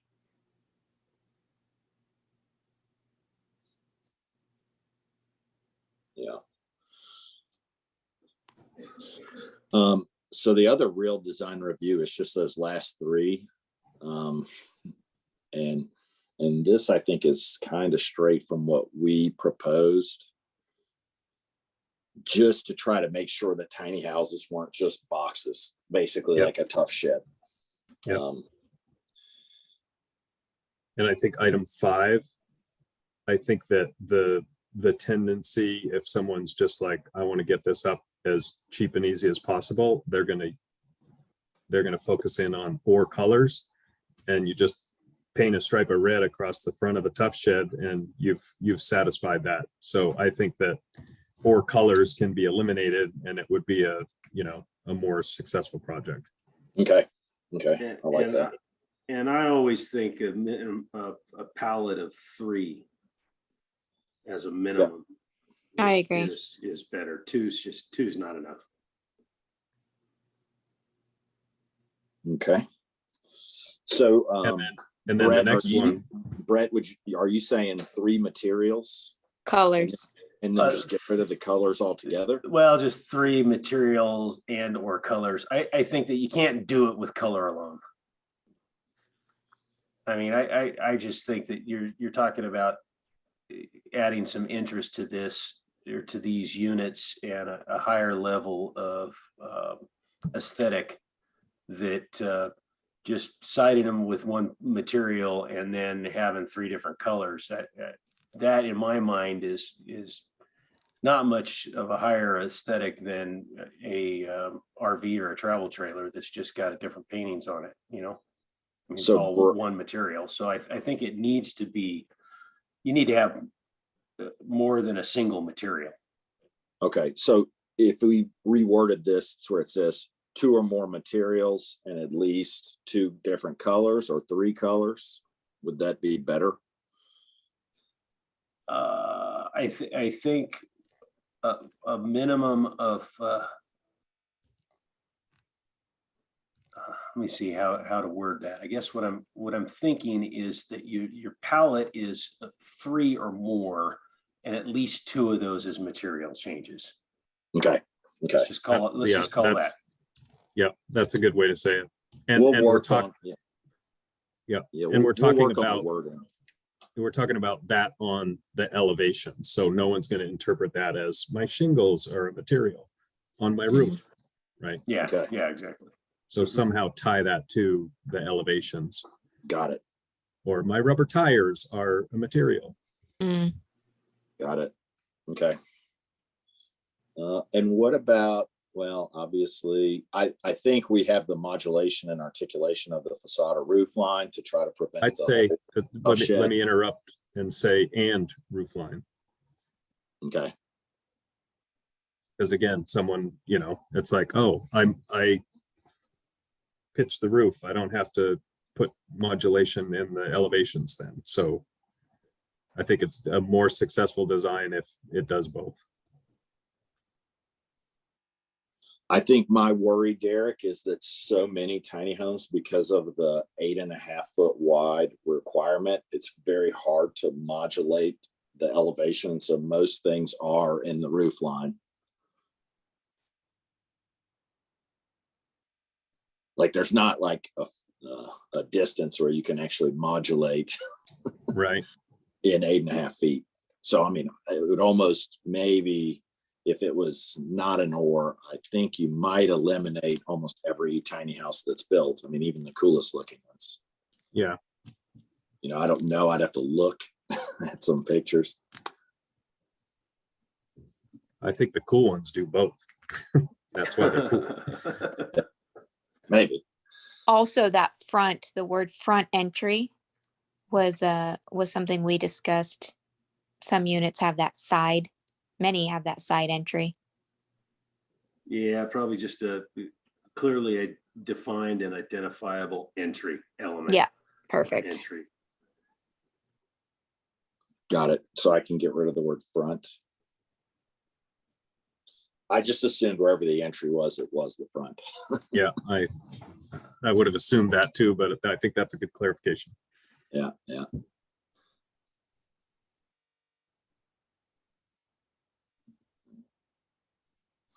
And is there any? Yep. I was just thinking that made me think like the answer to that in every other hearing we've had is you put an awning over the entry, right? I mean, that's like the check the box, identify my entry. There's an awning over the entry. So that made me then think like, you know, what does this community look like when people start doing that? They start adding, you know, go up one level. They start adding articulation in their facade by adding an awning over their entry, right? So yeah, I think that sure. Some of those things can develop by owners. Obviously, they take it off when they drive down the road in the parade, but it's something that may be added over time. Yeah, I think it's just how do we make sure that it's clear that that is something that's included as part of that, right? Because usually those things, they have to be added when it's not being driven. Yep. They're usually something that hooks on or hangs out. And so what does that mean to someone building a tiny home? There's a clearly defined and identifiable front entry. What's that mean on the side of a, you know, 18 foot long by 8 foot wide where the door is on the 18 foot side? Does the builder of that tiny home say, of course, that's the door, that's identified, that's clearly defined as a door? Like what's the boxes that design review checks to say that's a clearly identified entry? That's a good question, Derek. That's why we're here for you. Right.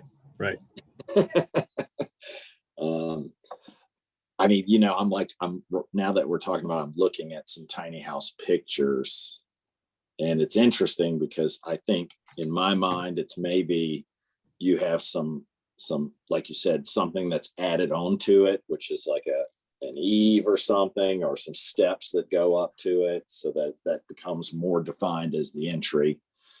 And maybe for the community itself, wherever those entries are, there should be a path to the front door or at least to where the steps are that lead to the front door.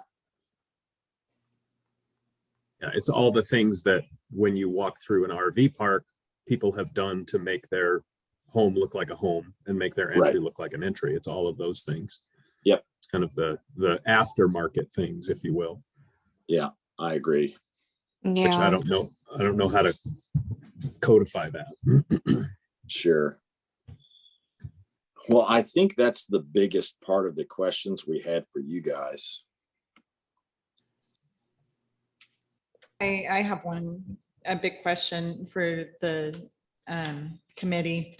In looking at so that was just the homes themselves that we've been discussing.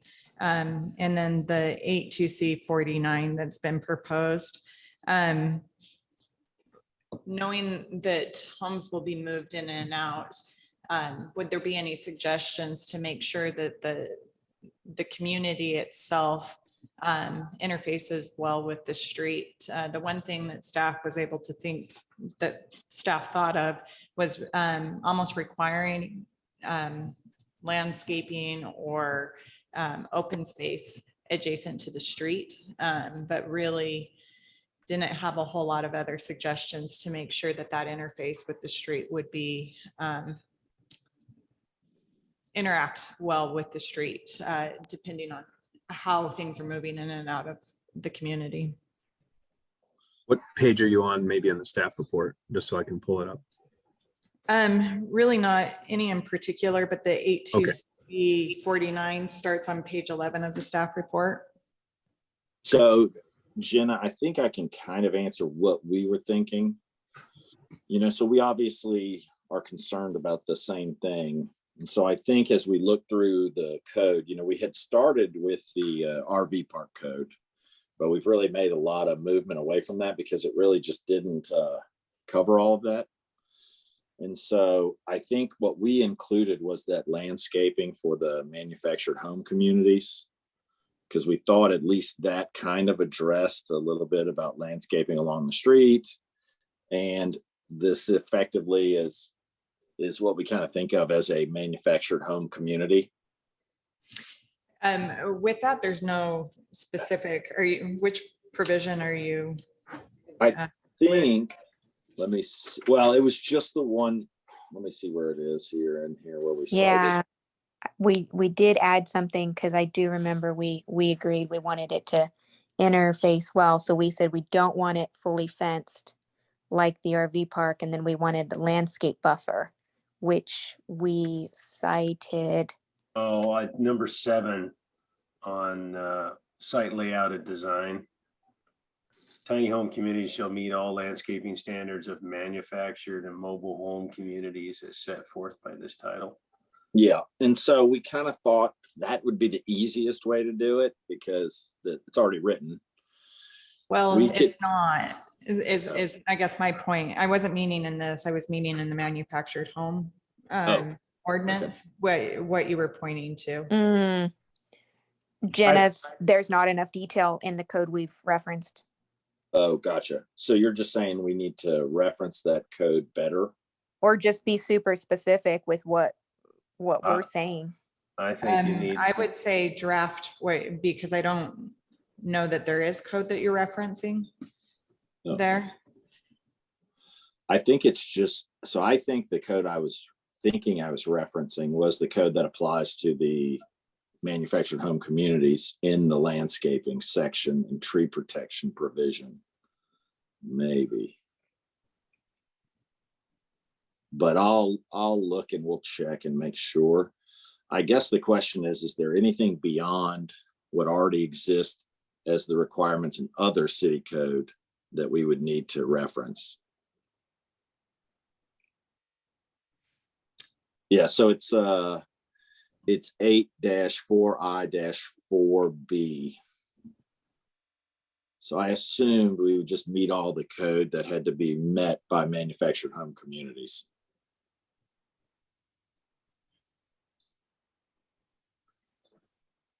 My feeling is that it needs to be specific.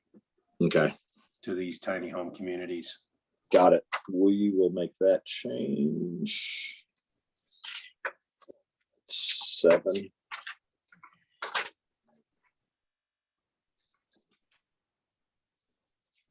Yeah, we just weren't sure, some of we're trying to write some code, but we're also trying to use the code that already exists as much as possible. Well, but when you come in and you start changing certain aspects and you don't look at how that might be affected by, like just say, for instance, your drive aisles. Okay, they're 10 feet now. Well, what does that mean? And how does that affect the ability to adhere to some of these other sections of the code, which you might not be able to do with starting to reduce drive aisles and access and the rest of that. So Sure. Yeah, no, we'll work. I think we actually did take some code and then reworked it for ourselves. So for the code for amenities, we actually took the amenities section of the mobile home code and then just modified it for tiny homes. Of the multifamily. Yeah, for the multifamily, I mean. So we've kind of done some modification, but we've got a lot of recommendations from staff to make improvements. So we just wanted to,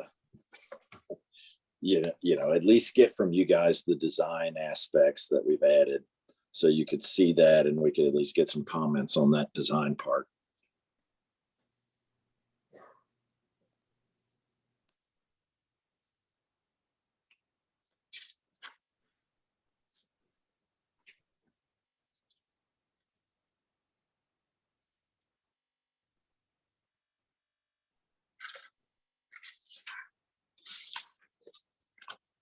Is there any other?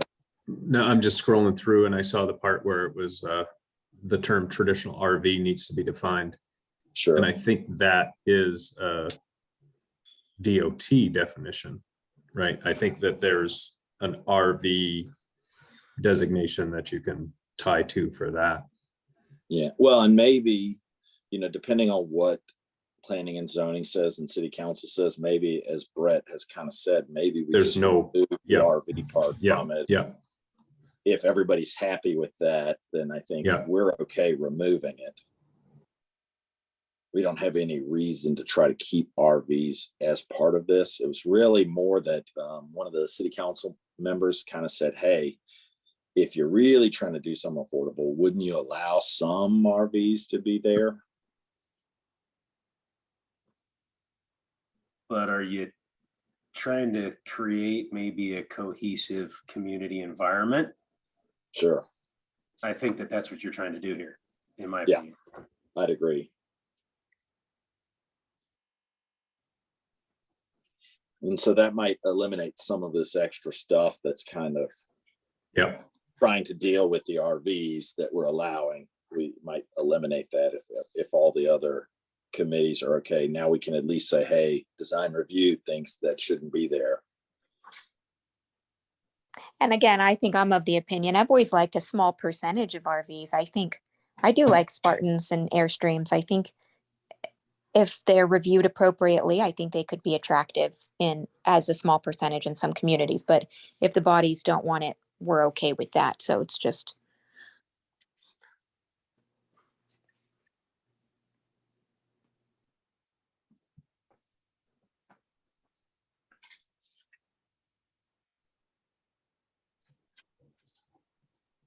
Yeah, I think I guess again, in my opinion, is that if you're trying to create something and you're having a distinction of a tiny home and a certificate, this is what our definition of a tiny home is. Whatever doesn't fit in the tiny home category isn't appropriate in a tiny home community, and that's my opinion. I like it. Even though, older Airstreams and trailers that people have rehabbed and fixed up, they're really cool and stuff. Yeah, they're great in an RV park. They're not a tiny home. Again, that's my opinion. No, it's good to hear. Thank you.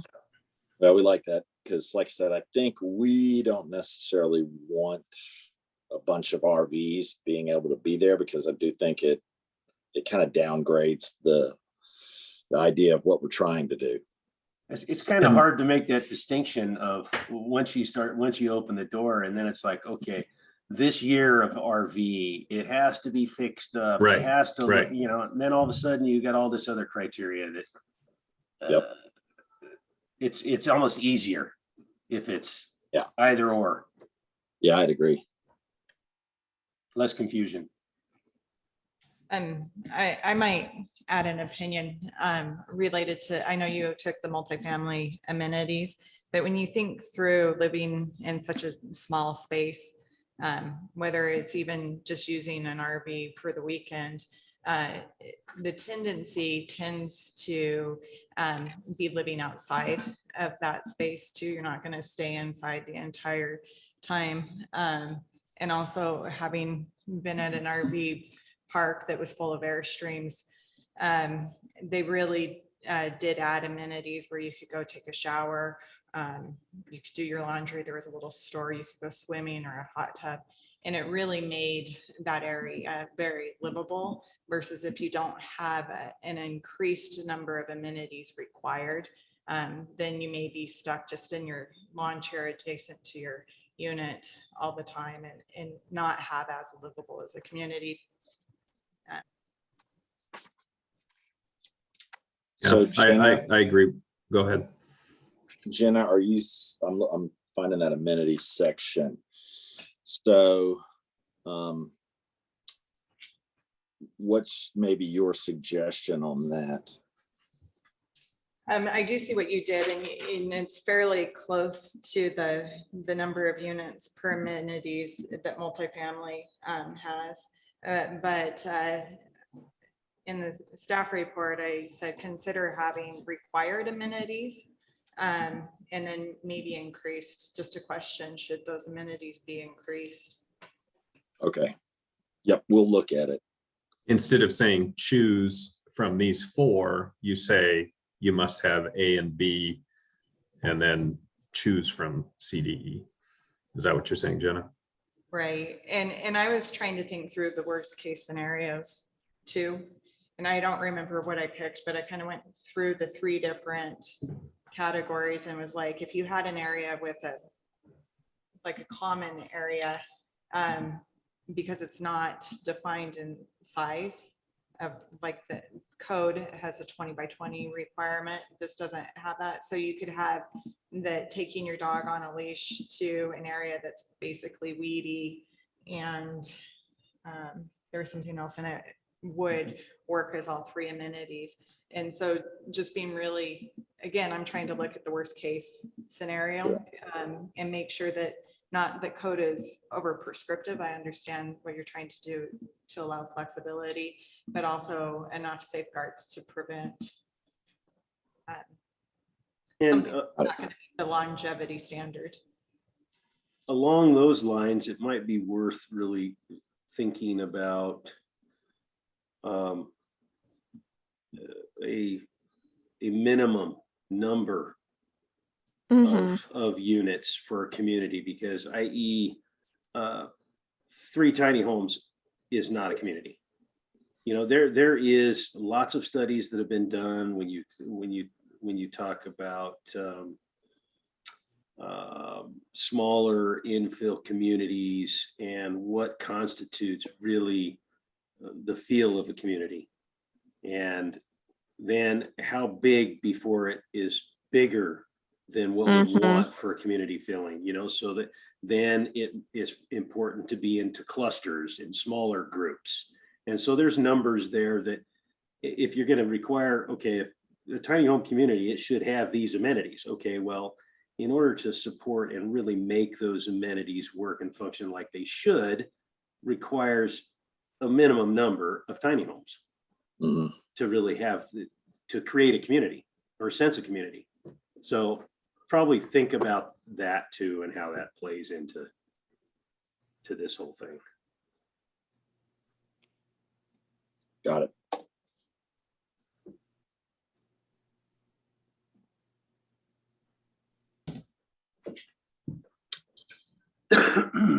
All right. Anything else for us, guys?